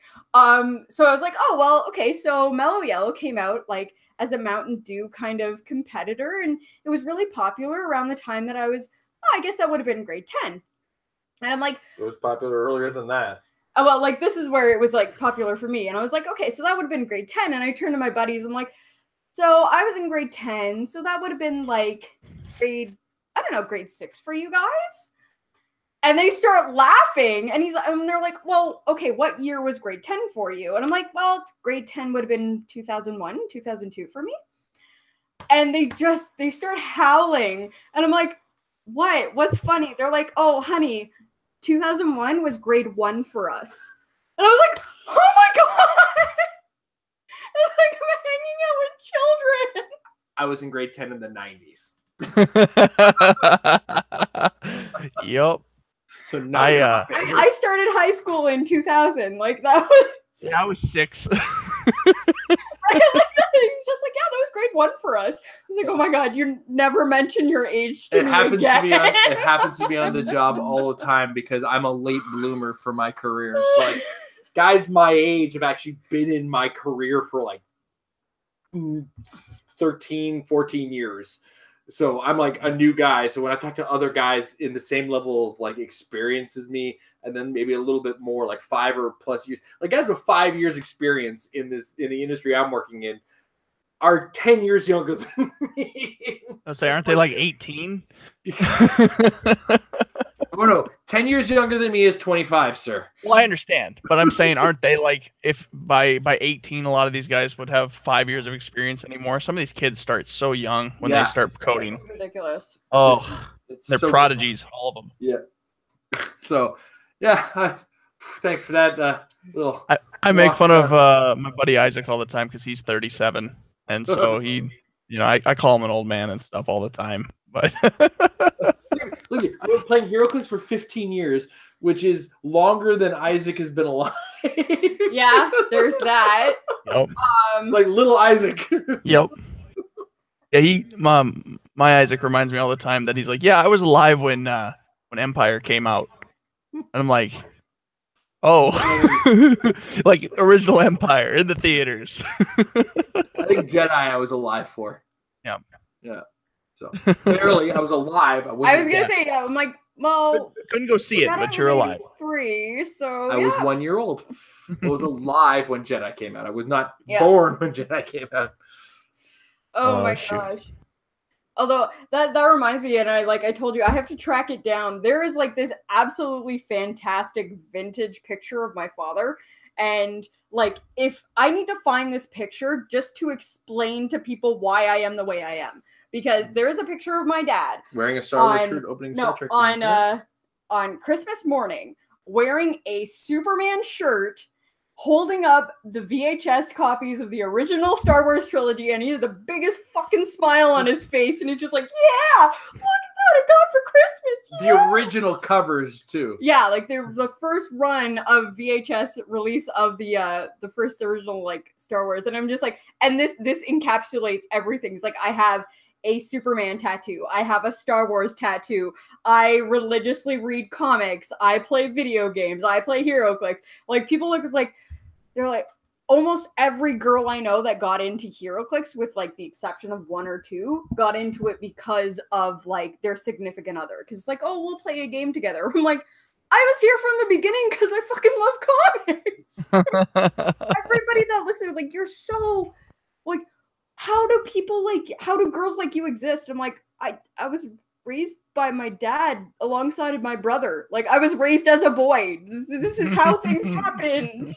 Bag off, boy, she's mine. Mine's over there somewhere, I think. Yeah, there she is. Sitting by my roommate. So I'm good. Hello. How are you? Hello.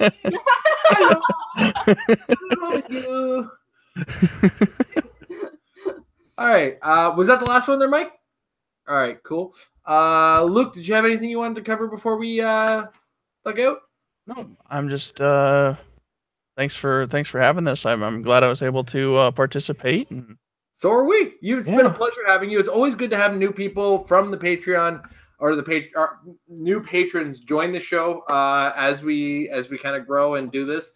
It was a pleasure having you, and your input was quite nice. I'm going to help Amber fix Thank her you. team. Thank you. Honestly. If you have any questions, just let me know, because like I love doing that stuff. Team building is a lot of fun, and I'm really ready for nationals. It'll be my first time going, so I'm excited for it. You're always on the Discord. You're always asking questions for MetaLab, and it's just like, I'm so happy that you were here today. So great having you, Mike. As always, we love having you. You've been here since the beginning, and we still love your presence. And I would love to know how the hell you come up with new questions every month. You always have a full list. It's fantastic. Not only does he have a full list, he never repeats himself. Yes. Or if he has to repeat himself, it's because we couldn't give him an answer the last time. So like last time, he's like, "Did you see Infinity?" No, he asked this time because we've seen Infinity. Yeah. So now we can give him an answer. I want to know what your wizardry is sometime. And every once in a while, I'll contribute to the Monday night show and toss in a question. Like I could be hoarding for or holding out on you guys for, like, I'll save all my questions for once a month instead of like helping out on the Monday night show. Oh, there you go. How about on the Monday night show, please? Love you, Jay. Yeah, no, it's always a pleasure. We do appreciate the help that patrons get, and that's why we do this show. We appreciate all the help that they get. Helps us get you guys the better product. The improvements on the editing that we've been doing since we started the Patreon have been astronomical. One day I've been collecting what I like to call documentary footage. One day I'm going to find it all, put it together, and do kind of some kind of thing. And I'm going to let the patrons get in first on that one. And we're going to talk about that off screen. I'm not going to lie. Once we're off the air. But, I can't stress enough how awesome it is that we get a little bit of help every month from our patrons. And that's why we open up our mouths and our hearts to them every month, and we do appreciate the work. And if you want to be a patron, check us out at patreon.com/marriedwithclicks, or check us out at facebook.com/marriedwithclicks. We do participate with you guys as well, but you get the extra little bits from the Patreon. You get access to our Discord, where conversations are happening, and you don't just get our communication. You get communication with our other patrons, and patrons like Lucas. Oh my gosh, man. You heard him save our teams. Maybe he can save yours. We do have a HeroClix team discussion, HeroClix rules discussion links in there. And every so often we send out a reminder link to our Discord when we get newer patrons. So check it out. That alone is worth it. At $5 a month to get early access to our recorded content. $10 a month gets you an action token in addition to all the things we've discussed earlier. Just a little token of appreciation of helping us out, as it were. So I think actually there's one or two action tokens that only Mr. Michael Fedor here has. Because for the first 2 months, I think he was the only patron. So each actual token. Let's see if right there. They are unique every month, and they are made by Big Bully Game Accessories. So great work. You're going to see it in reverse because that's how this camera works. But so each one is actually listed as to what month and year that it's for, and then each one is a different design. So this was March. And these are out now. I mailed them. They're out. They're coming to you if you haven't gotten them yet. Yeah. So we do like to make sure that our patrons do get those. And like I said, Mr. Fedor is the sole owner of, I believe it's the first one you want to get. Thanks. November 2015. I think he's one of like 6 people who own those. Yep. Oh, and he's got another one here coming in. That's one of the newer design ones. Yeah. With the brickwork. That was November of this year, or that last year, I think that was. Yeah. Yeah. So. Yeah, this one. November 2016. Yeah, it was a little close. The camera didn't focus on it. We didn't catch that. But yeah. Yeah. So those are very cool. We do those every couple. We send those out every 2 months. So if you're at that level, you get access to those, and it's just a little token. A literal token of appreciation. I didn't even realize that accidental joke in there. That's a knee slapper. Brennan, if you're watching, we found one that we missed sending out to you, and it's going out tomorrow. And I don't know how that got missed, but we're sending it out to you. Amber, don't tell them, because then they think the post office screwed up. It happened once. I don't know how old one of our patrons, former patrons in South America, we sent him we were supposed to send him an action token, and I was supposed to collect them, but then we stopped action tokens for a couple months while I was getting into a new job. Long story short, I sent it to him very late, and he's like, "You know how bad the post office is here? I just got this." Like, yeah, post office is the worst, right? I sent it to him, and it came like 3 days later. He told me that. It was like, the worst post offices ever. Anyway, that said, thank you guys very much for your support. Like I said, patreon.com/Clix. Help us out there. And our third day of live content is tomorrow. Jay will be joined by fellow podcasters, including, I know I'm not going to say anything because things happened the last second, but there's a number of podcasters that are going to be on the show with Jay, talking some more about their preparation for U.S. Nationals. I'm really looking forward to that, or at least looking forward to letting Jay handle that this time around. And I hope you guys enjoyed the one we did yesterday. If you haven't, I talked to Easton Brock and BJ Bolin. They shared a lot of really good information. Tomorrow's information is going to be a lot of also some more good information, but also from people who are more familiar with the podcasting world. So enjoy that tomorrow, guys. Thank you guys again. And thank you guys for watching us live in the chat room. And I apologize if I offended you with my snap joke there, Mr. Nick Lopez. And Christopher has corrected me on the races of Skyrim. Have a good night, everybody.